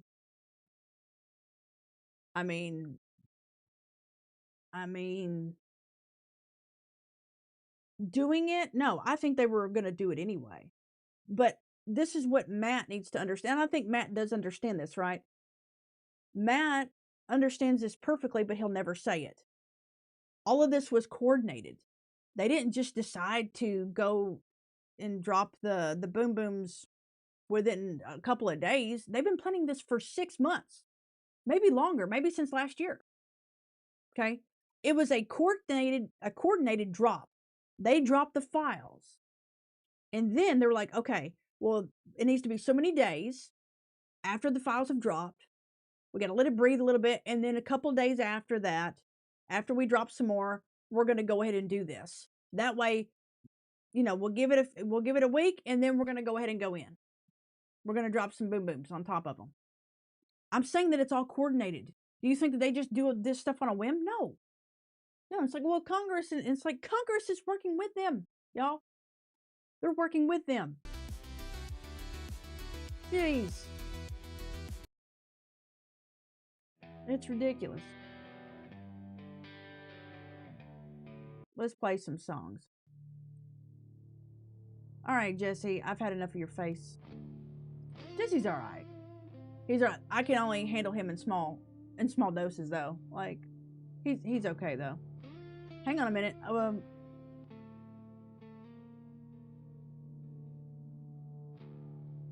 I never thought I'd see this. Speechless. Travis and Jason Kelsey's mom, Donna Kelsey, is in the middle of a home renovation.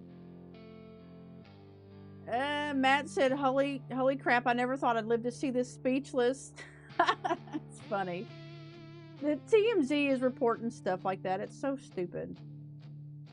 So there's been a mass pew-pewing and a boom threat on a plane since the war. I said it. I'm probably going to say it.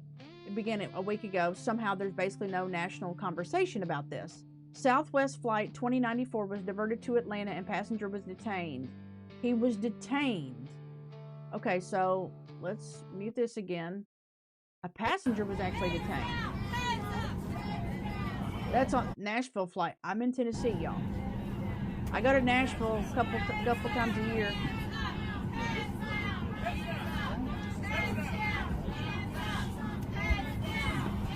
Just trying to be discreet. Stand up, let's go. Stand up. Everybody heads down. Stand up. Stay down. Stand up. What persuasion is he? Huh.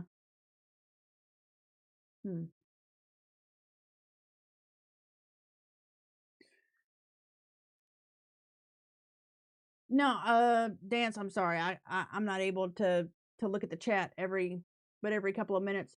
I disagree regarding his neck. Charlie had he had a long neck. I'm not talking about the length of his neck. I'm talking about the thickness of his neck.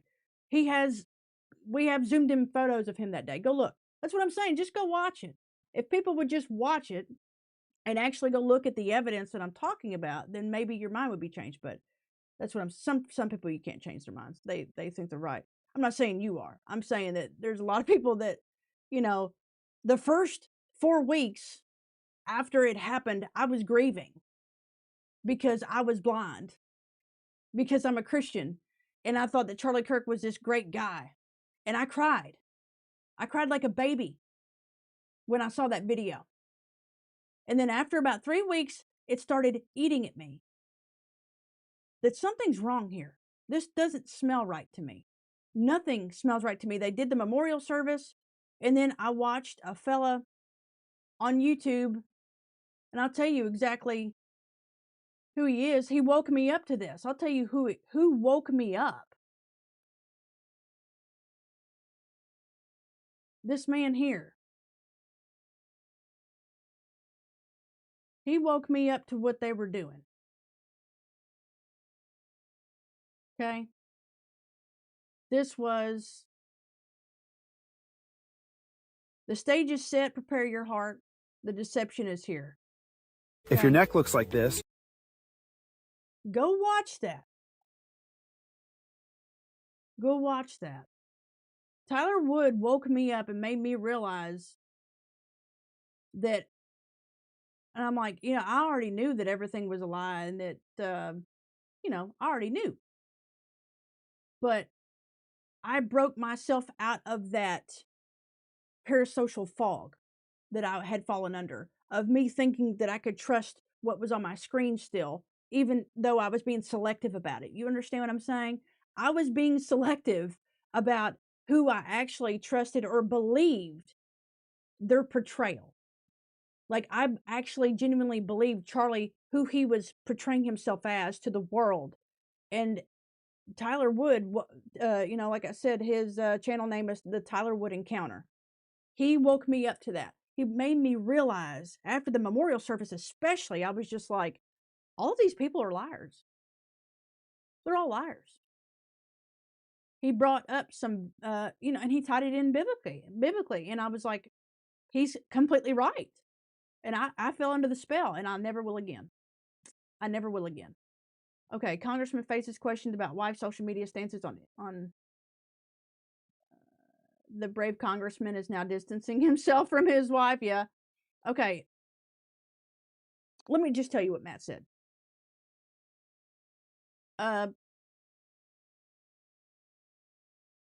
He was actually being very smart about it. I think Nate is the one that covered it.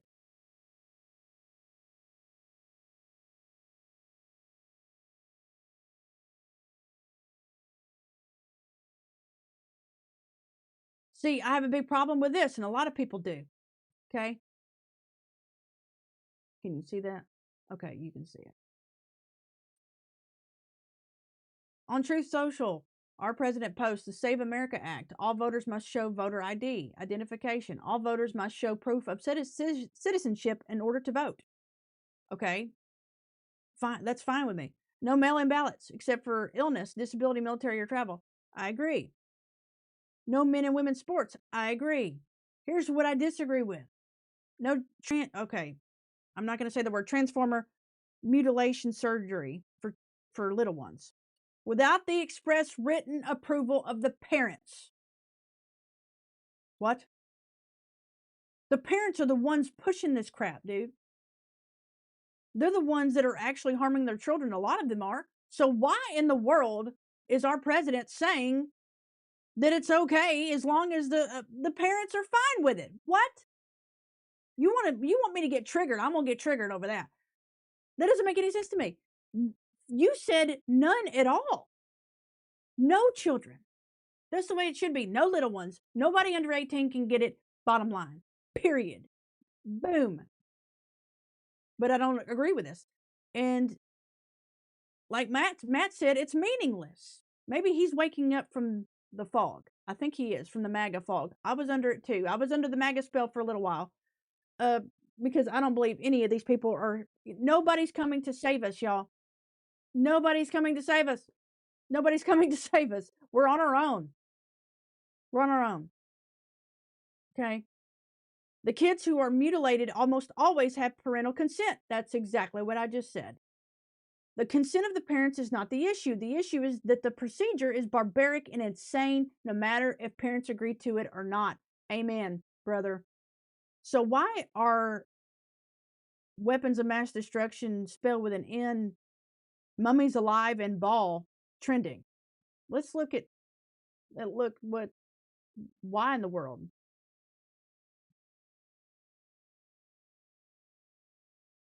The E-6B Mercury is U.S. Navy Airborne Command Post is a U.S. Navy Airborne Command Post and Communications Relay Aircraft doomsday plane designed to connect the National Command Authority with the nuclear triad, particularly submarines and ICBMs. Doomsday aircraft have deployed to the Middle East. Do we know for sure? I'm not making this video to scare you. I'm making this video because you have a right to know. Let's listen. The U.S. military has just moved an E-6B Mercury plane over to the Middle East. What is an E-6B Mercury plane? It is the actual plane that is to send the signal to nuclear submarines whether or not to launch a nuke. I have goosebumps making this video, and this is not to fearmonger. You should be scared. I'm not fearmongering. We just sent our nuclear command and control over to the Middle East to make sure we have the ability to launch a nuke within a couple of minutes. Now I want you to pause the video here, swipe up on your phone, go to your Safari, your Chrome, whatever I want you to Google this. I don't want you to just take my word for it. I want you to Google it. E-6B Mercury movement. Guys, this is a defining point, and I don't care what you have to say. If it's a tactical threat, it's fucking terrifying. This is not the world I want my kids growing up in. It's not. It's not. Because we have a narcissist in the White House who wants to play with all the buttons and move pieces around on a war board as if it's a game of chess. My name's Kyle Gauck, and I'm running for Congress in the 2nd District of Connecticut because I believe in accountability. And listen, as much as my current rep wants to downplay the fact that he's done things that have signaled to the Republican administration that he is on board, right, or that he won't push back, that is the problem. You can't just downplay. You did capitulate. You did things that allowed them to think they could get away with stuff, and now they're doing things that are putting a lot of people's lives at risk. Thank you, Dance, honey. Thank you. Thank you so much for being here, really. Whether we agree or disagree, doesn't matter. I appreciate you being here. We can all, it's like I can disagree with people. I have, my best friend doesn't agree with me on hardly any of this, on the Charlie Kirk situation, okay? She doesn't agree on most of it, but she's my best friend, and I love her, That's what we need. We need more dialogue. You might have legislative experience, but let me tell you, don't have tactical experience. So you can tell people all you want that I'm not qualified because I don't have legislative experience, but let me tell you that you don't have any tactical experience. And it seems like you don't have any psychology experience, because you're doing things that are actively signaling to the other side that it's okay to do what they're doing.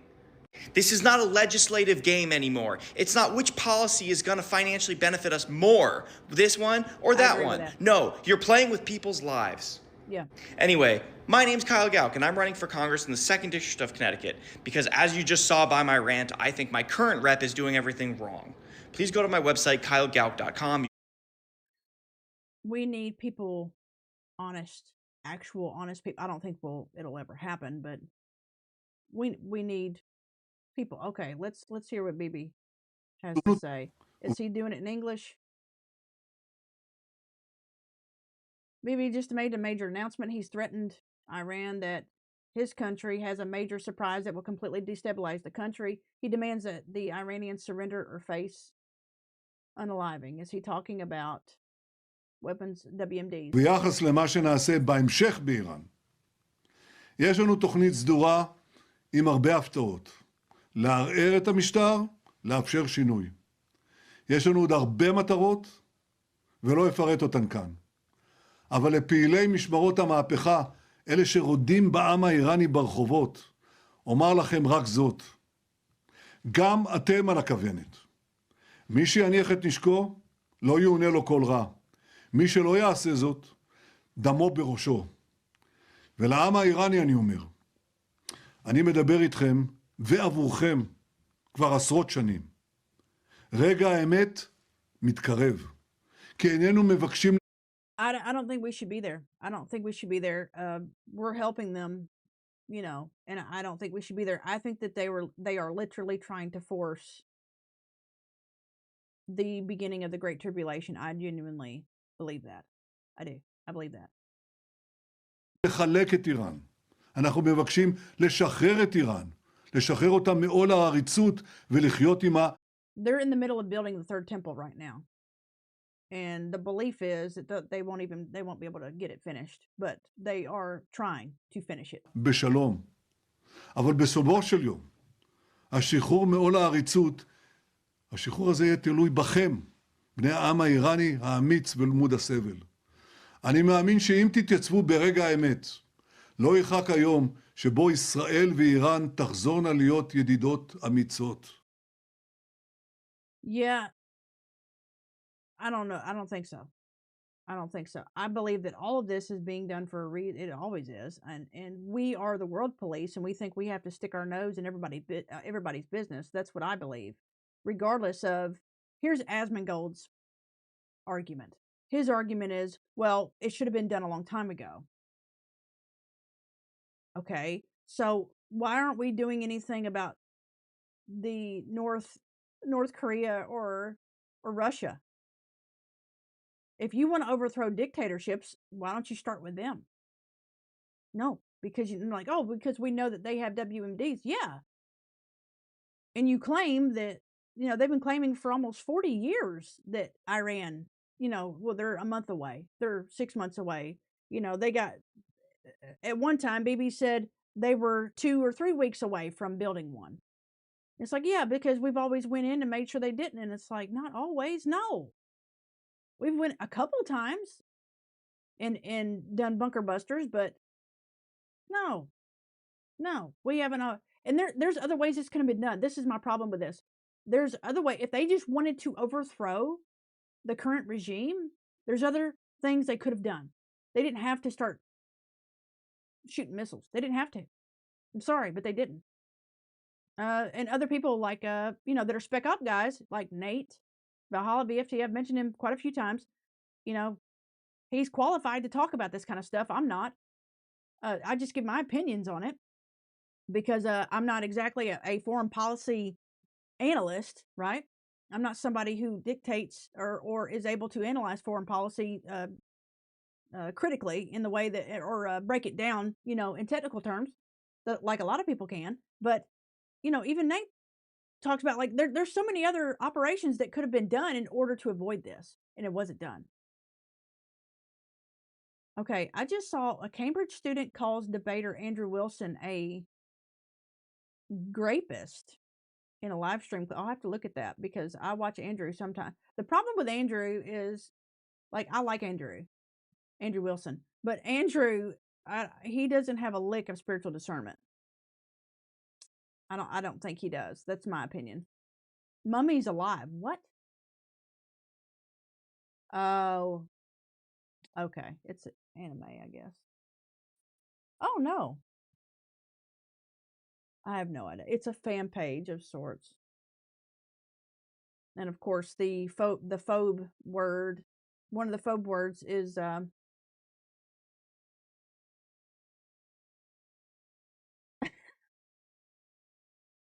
this man cries because a based American ate a bacon sandwich outside a mosque in Florida.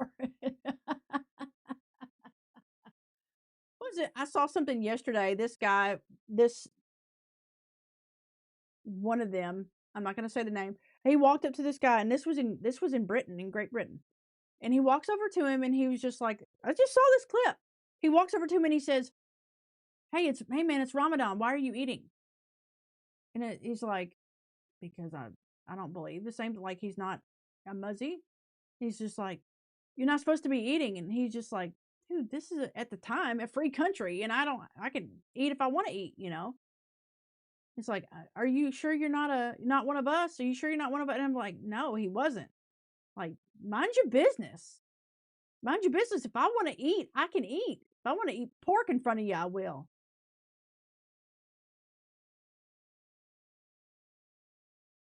The things that actually trend on X are disgraceful sometimes. Why was Ball trending? Ball is actually a demon. It's a demonic god that they, or it's not a god. Okay. He thinks he's a god. He's a demon. It's the, their demon of the, what you see here. You know, J.E. named his bank account Ball. Yeah, we knew all that. Okay. Let's go back to, well, let's see what Cambridge student calls debater Andrew Wilson a grapist in live stream clip. Middlehurst, a second year student in human, social, and political sciences, made the comments while warning against debating Wilson, citing women's horror stories from shows like the Whatever podcast and accusing him of bullying underage girls. Atlas called the claims false and fabricated, vowing to sue for libel, while Wilson invoked the Pence rule and said he may have a moral duty to pursue legal action to prevent future false accusations. The clip drew calls for lawsuits from supporters, though. I'm so sorry. I should have muted. The clip drew calls for lawsuits from supporters, though some viewed grapist as hyperbolic critique of Wilson's traditional views on consent. No suits have been filed, and Middlehurst has not responded publicly. Then why is it then if no suit has been filed, then why are you see these girls go on the Whatever show, the Whatever podcast? I thought I was following Rachel. I guess I'm not. They get their feelings hurt, right? They get their feelings hurt. Like there was this one girl who I just watched who was talking to Andrew about the war overseas, the conflict right now that we're going through. And it's like, she got so upset, and it's like, and I agreed with some of the things that she was saying, but she went about it all wrong. She went about it all wrong. Okay, so let's listen to this. The U.S. government and the DOD. I'm a dad of a veteran. I've worked for the U.S. government and the DOD for 28 years, and I don't want to get on here and be an alarmist, but some of the things that I've seen lately... People always say that, and then they say things that are very alarmist. I'm just saying, they do. Especially in the escalation of the war with Iran, has me really worried. So currently, I'm sitting not even a mile from Tinker Air Force Base. I work for Boeing currently, and the E-6B Mercury aircraft is headquartered here for the U.S. Navy. It's a Navy aircraft, but they put them on Air Force bases. I also worked E-6B at Pax River Naval Air Station in Maryland.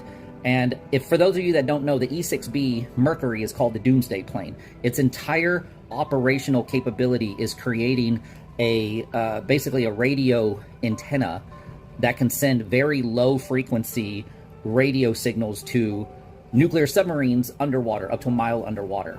And in the sudden case of nuclear escalation, the E-6's only job is to assure that it can give launch commands to submarines.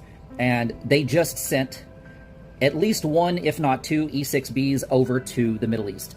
I don't believe the E-6B has been out of the continental United States since 9/11. And if it is in the theater of war in the Middle East, that means that nuclear escalation. So this is the same aircraft that the guy in the previous video that I showed earlier, this is the same exact aircraft that he was talking about. Is on the table. Now, the scary part about this is that I have worked for the U.S. Air Force, the U.S. Navy, and now as a contractor at Boeing for 28 years. I've served under 5 presidents. I deployed to the Middle East 4 times during Operation Northern Watch, Operation Southern Watch, Afghanistan, and Iraq. I was also on SAR teams at the very end of my Air Force career where I got injured. I'm more scared now than I ever was during those times. Not because of the risk to U.S. service members. We know what we sign up for. But because of the guy in the White House who wants to be the first president to do a lot of things, has no problem knocking down part of the White House, has no problem just stampeding all over the Constitution. And now it almost feels like he's a schoolyard bully that wants to be the first president since FDR to push a button. That's scary. It's so scary that the fate of the world is in the hands of a lunatic. A power-hungry narcissist. Ego dripping out of every word that he says. That's why I'm scared. That's why I'm scared for the United States. I'm scared for our service members here and abroad. And I'm scared that the fact that not even half, but almost half of the U.S. Population is approving of this because it's all happening over there.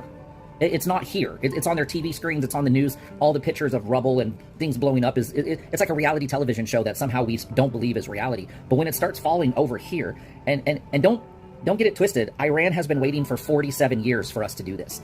Every single military and parliamentary swear-ins and beginnings of their years, for 47 years, everybody in their parliament and their government has chanted death to the United States, death to Israel for 47 years. They have been waiting for this. We knew back in 1998 that Iran was the one country over there that we didn't want to fool with. And this has nothing to do with a regime change. Iran was sitting at the peace tables on February 27th, ready to sign an accord to never have a nuclear weapon when we struck. This isn't about regime change. This isn't about them building a nuclear bomb. This isn't about anything more than narcissistic world leaders like Netanyahu and Trump who have wanted this their whole lives. And that's scary. And the only reason I'm making this video is because I worked the E6B for 9 years. I'm going to put another post with a link to a news article about it. It said that they got the newest E6B upgraded aircraft in 2023. It was tail number 920. I worked it for 9 years at VX. Okay, so we get what he's saying here. To our nuclear submarines, which all hold Minutemen II nuclear-tipped ballistic missiles. And they... So basically what everybody's inferring is that, obviously, is that WMDs are going to be used. That's the implication. I don't know for sure. We haven't used them since World War II, but you never know. Okay. Now, this one popped up. It says, during the Iraq invasion, several American soldiers, this one got my attention, raped Iraqi girls and women and then got rid of them. It's well documented. This U.S. soldier is basically saying he doesn't want to be deployed to Iran because he would do that to them, to the pretty caramel-colored women. Okay, what? Hang on a minute. I'm going to be honest. I can't go to Iran. I can't deploy to Iran. And it's not because I want to serve my country. It's just that I will be an OPSEC liability in any country filled with pretty. I'll turn it up as loud as it'll go. Women. She's going to be like, "What's an op-board?" And I'm going to be like, "It's hard to explain. It'd be easier if I just grab one and show you." I'm going to be honest. I can't go to Iran. I can't deploy to Iran. And it's not because I want to serve my country. It's just that I will be an OPSEC liability in any country filled with pretty caramel-colored women. She's going to be like, "What's an op-board?" And I'm going to be like, "It's hard to explain. It'd be easier if I just grab one and show you." I'm going to be honest. I can't. What? I mean, maybe he's joking, but that's a really weird thing to joke about, you know? Wow.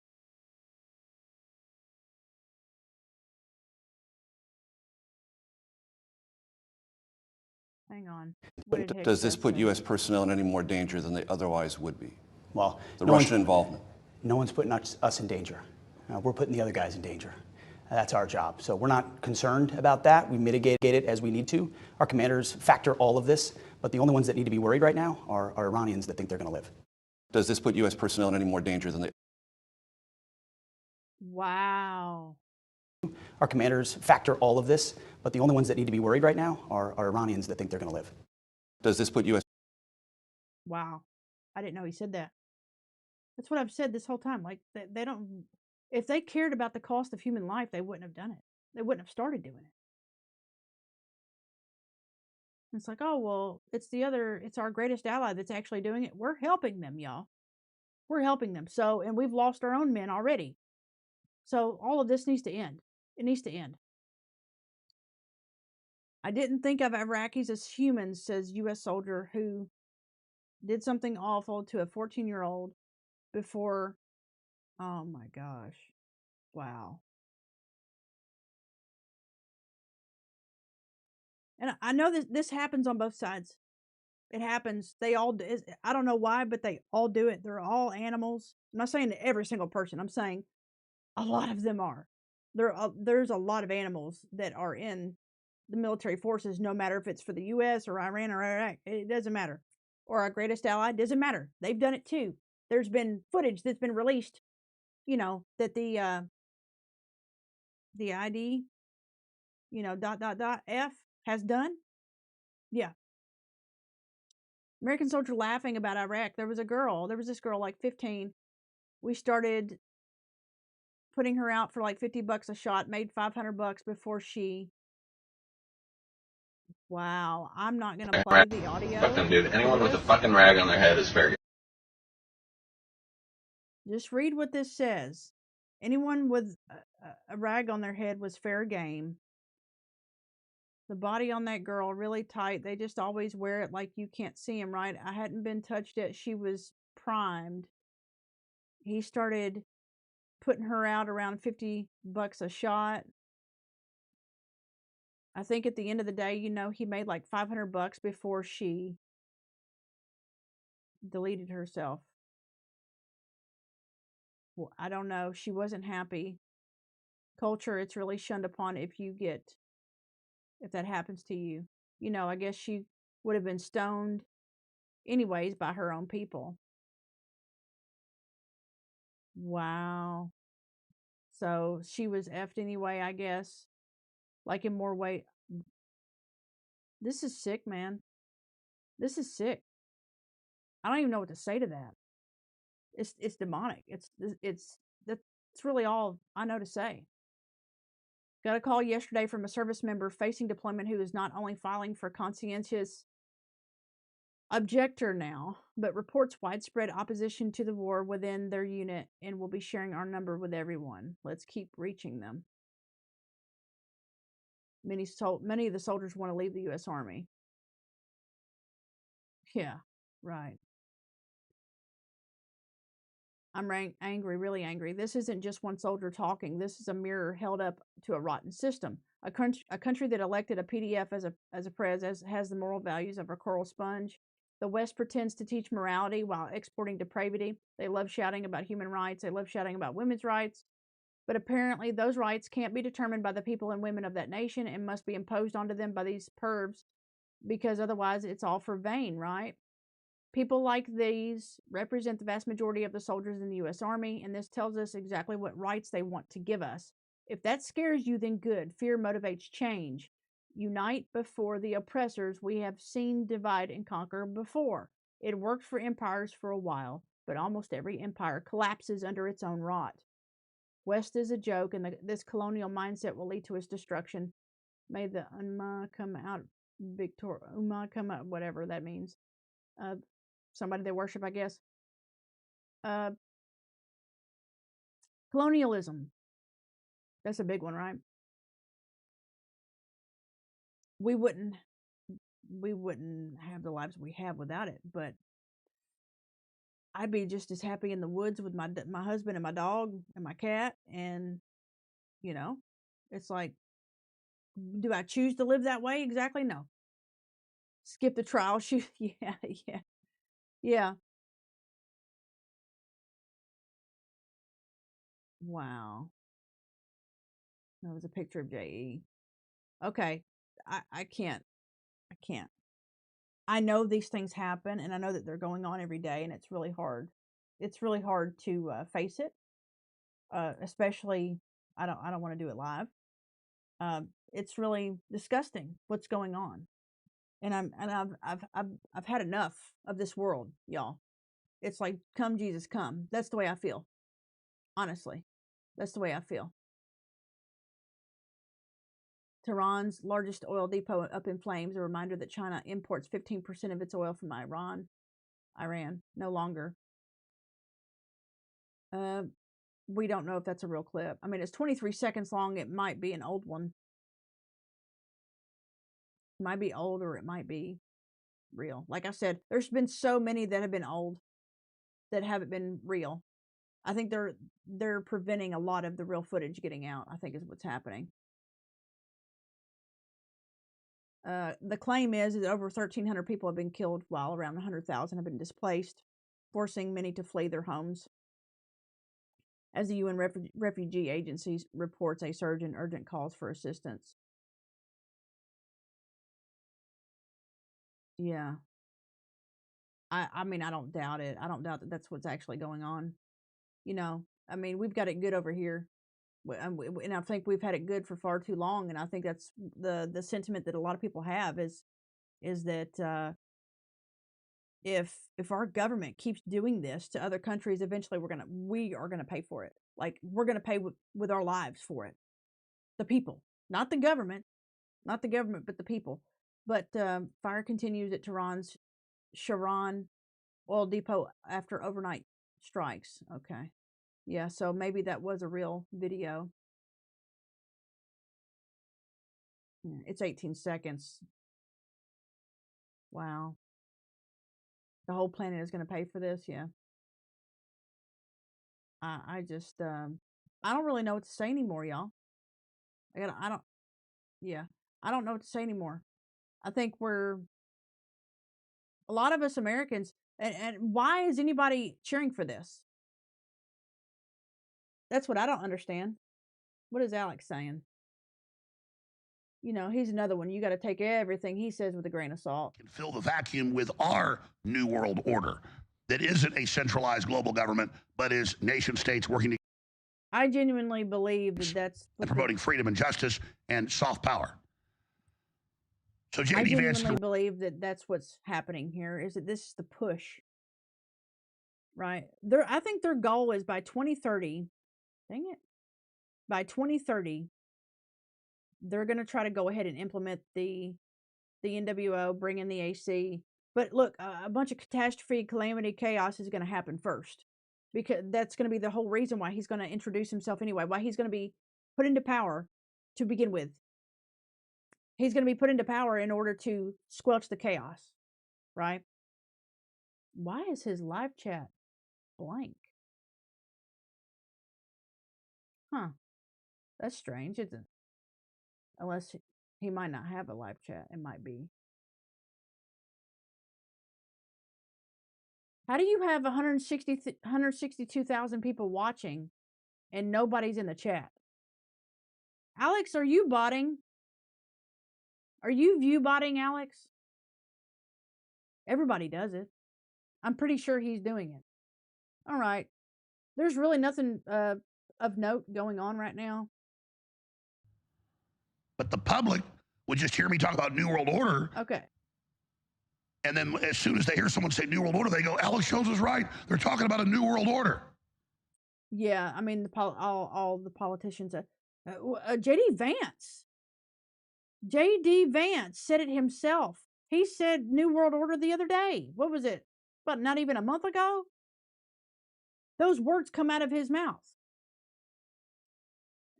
As if we don't know what it means, right? I finally found this video after months of searching. They've tried to keep this. Look, I'm one of the most base people you're going to ever meet. Okay? If you're still with me, Dance, I'm about to get off here because me and my husband are going to go watch TV because it's after 9 o'clock. I'm one of the most base people alive. And I don't say that as a brag. I just mean that I am. I'm completely anti-war, and I'm against the transformer agenda. I'm even same-sex marriage. I'm against that. Everything that I believe is biblical, most of it, 99.9% of it, and everything else I've basically filled in the blank for everything that the Bible hasn't given us, as far as worldly beliefs, in terms of morals. And I believe that no one or nothing.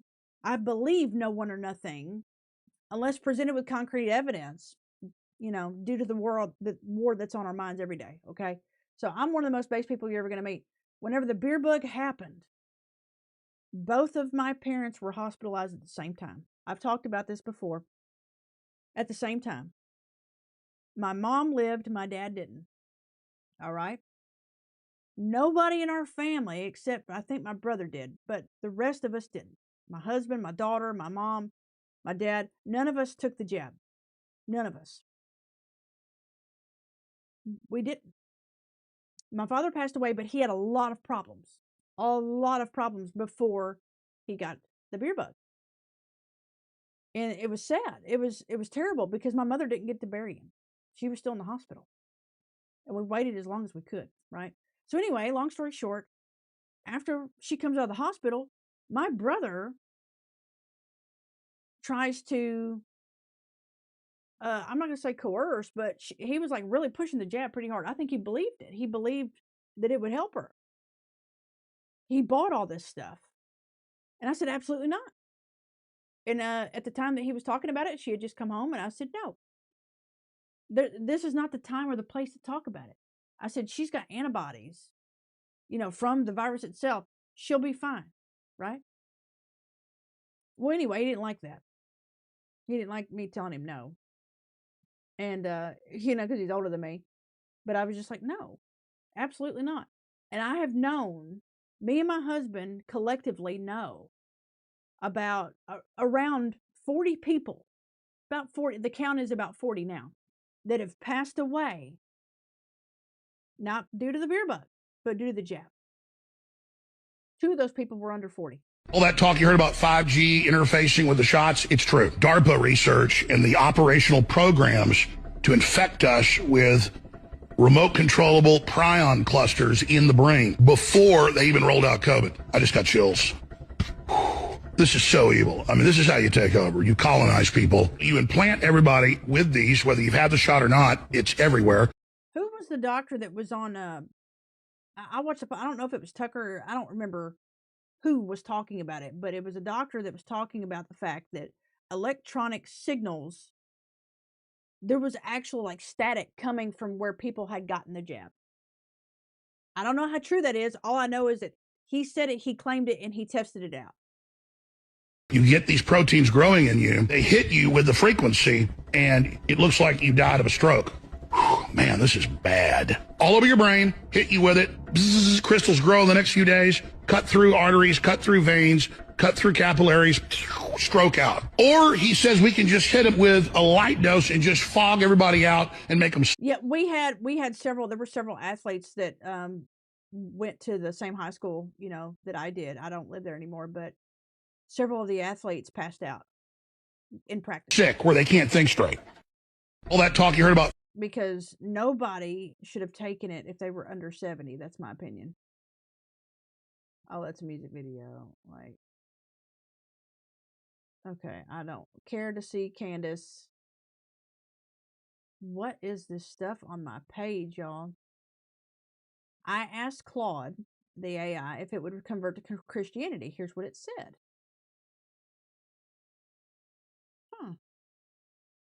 Now, don't be biased by my beliefs. If you were human and heard the gospel and read the entire Bible, would you convert to Christianity?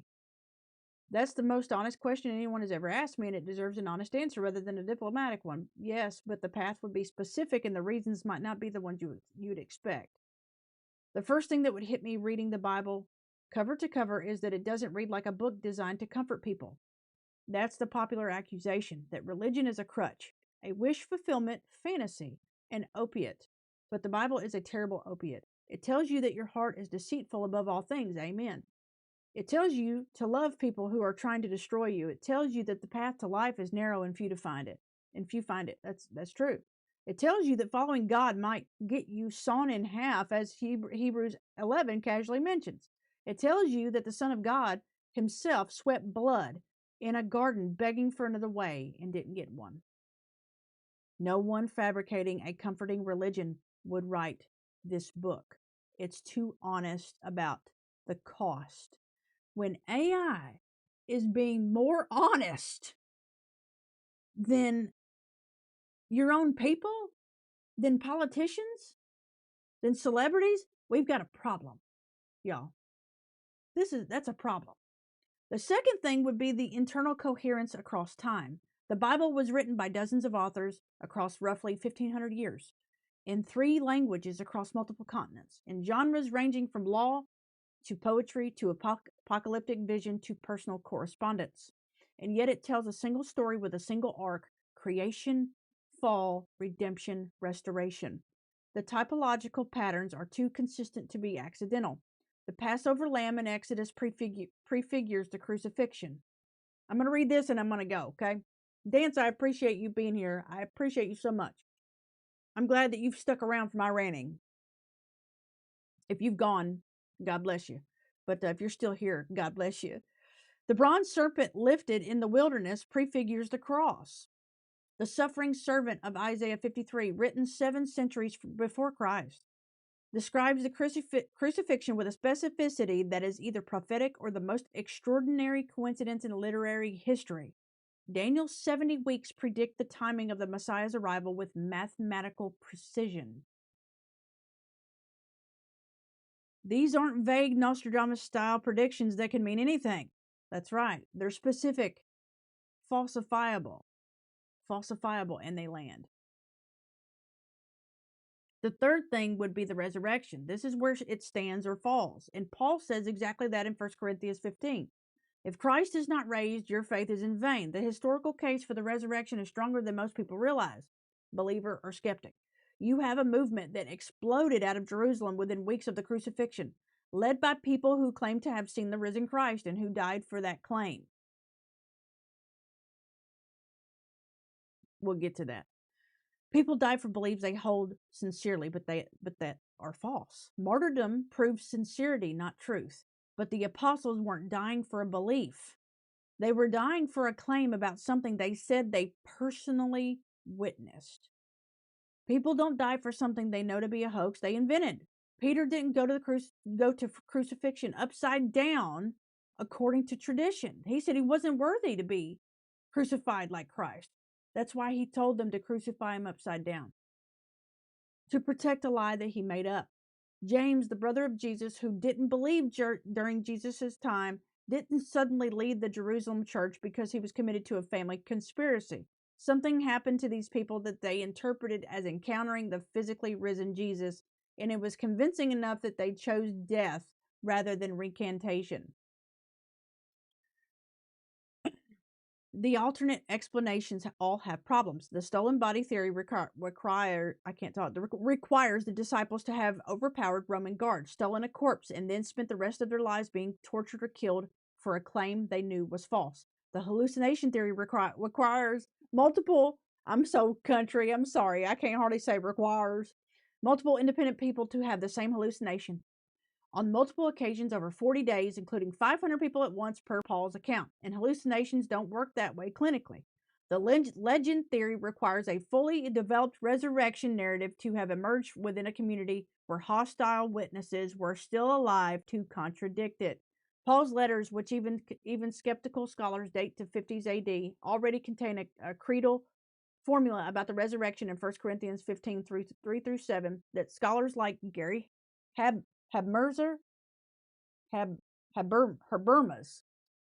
Gary Habermas date to within 3 to 5 years of the crucifixion itself. Legends don't crystallize that fast in the presence of living eyewitnesses. The fourth thing, and this is the one that pushed me from an intellectual assent to actual conversion, is the anthropology. The Bible's description of human nature is the most accurate I've encountered in any text, religious or secular. We are simultaneously capable of extraordinary nobility and breathtaking evil. And the biblical explanation for this, that we are made in the image of God but fallen, accounts for both capacities better than any alternative. Secular humanism can't explain the evil. Nihilism can't explain the nobility. Buddhism says the self is an illusion to be dissolved. Islam says humans are weak but fundamentally capable of submission to God's law through effort. Only Christianity says you are glorious ruins, magnificent in origin, catastrophically broken, and incapable of fixing yourself. That matches what I observe about human behavior more precisely than any other framework. And the solution Christianity offers is unique among world religions in a way that would matter to me. Every other system tells you what to do. Christianity tells you what has to be done, or what has been done, excuse me. Every other system gives you a ladder to climb. Christianity says the ladder has been lowered to you. Every other system makes salvation contingent on your performance. Christianity makes it contingent on someone else's performance and asks you only to trust that it is sufficient. That's either the most outrageous claim in the history of religion, or it's the truest thing ever spoken. There's no middle ground when it's a nice philosophy among many. The fifth thing, how long is this? Maybe I can get through it. I want to read this because this is to me, this is important. This is a Claude AI, okay? This is Claude AI speaking to somebody, and just listen. This is really amazing to me. Then I'm going to get off here. The fifth thing is the fruits. Christianity produced the abolition of slavery. It was Wilberforce's evangelical conviction that drove it against enormous economic interest.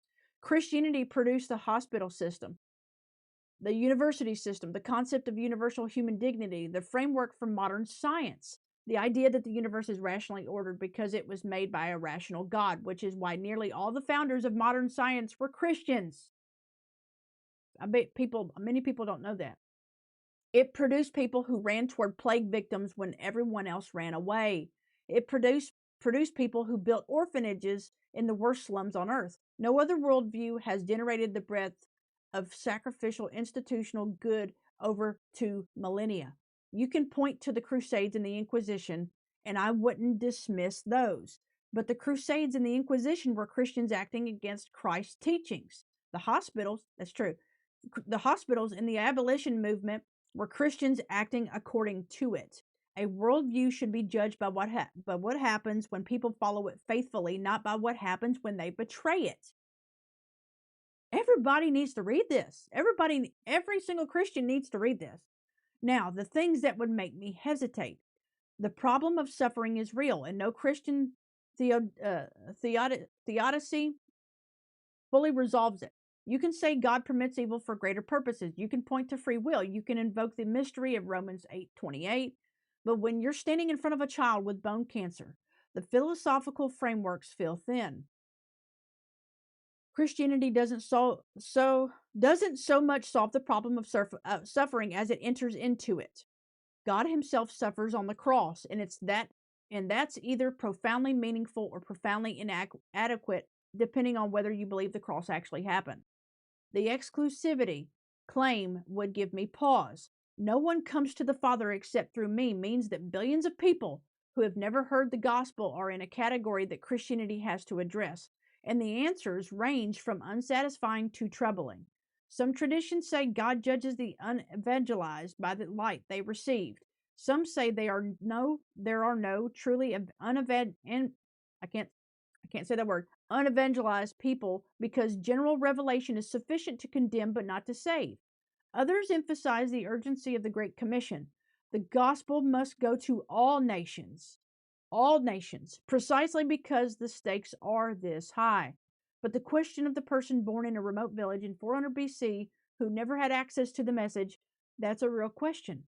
And I agree. And God is just and will do right is true, but not fully satisfying intellectually. The diversity of Christian interpretation would bother me. The fact that sincere, intelligent, spirit-filled believers can read the same Bible and arrive at Calvinism and Arminianism, at Preterism and Dispensationalism, at Catholicism and Protestantism.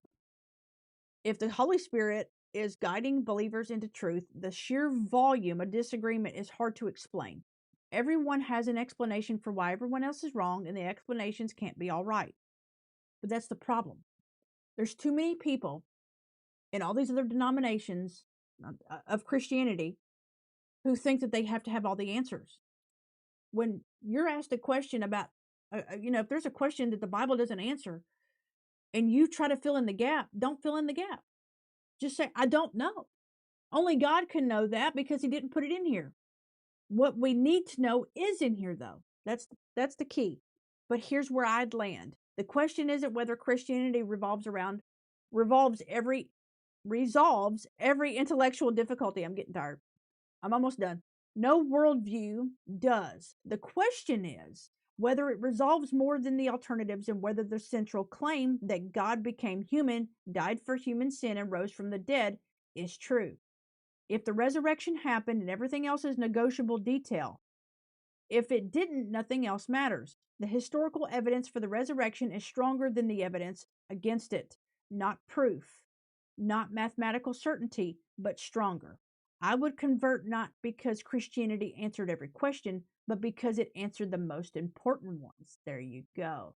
Who am I? What's wrong with me and what has been done about it? With more honesty, more coherence, and more historical grounding than anything else I've encountered. And I'd convert because the cross makes sense of the one thing no other system makes sense of. Why the world is simultaneously so beautiful and so broken. A world with Bach and genocide in it, with self-sacrificing love and industrial scale cruelty, with children laughing and children starving. That world is exactly what you'd expect if Christianity is true.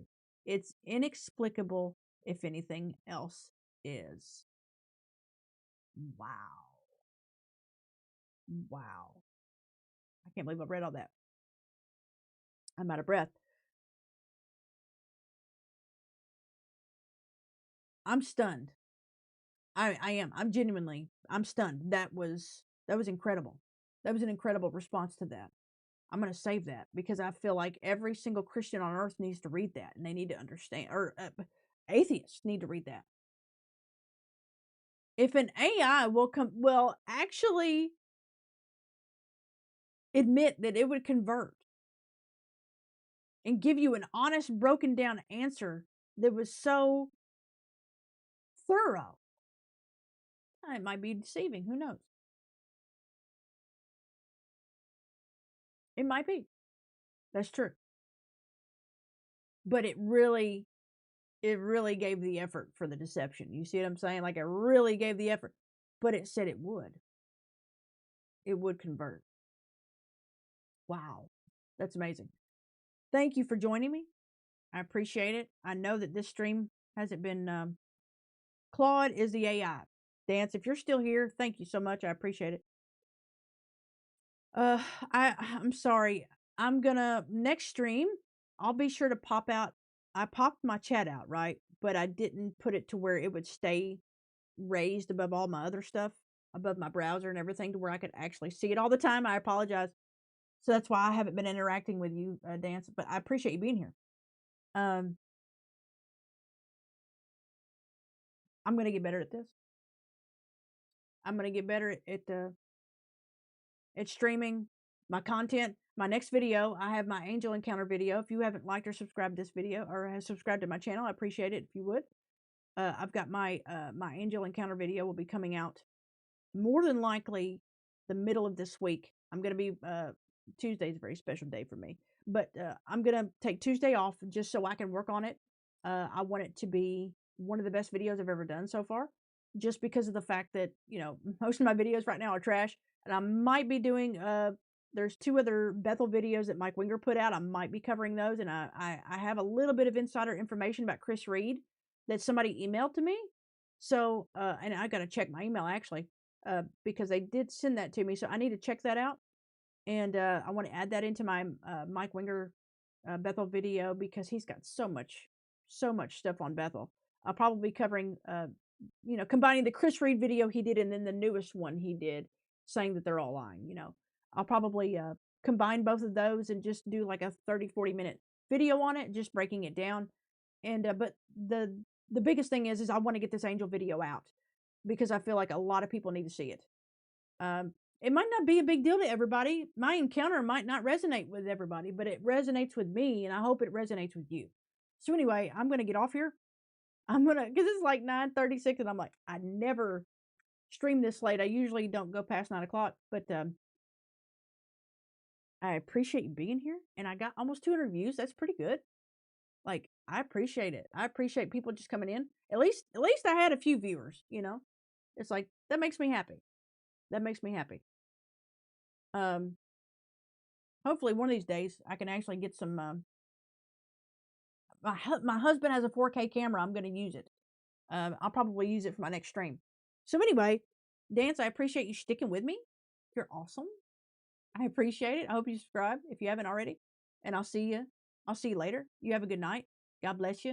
I'll see you later.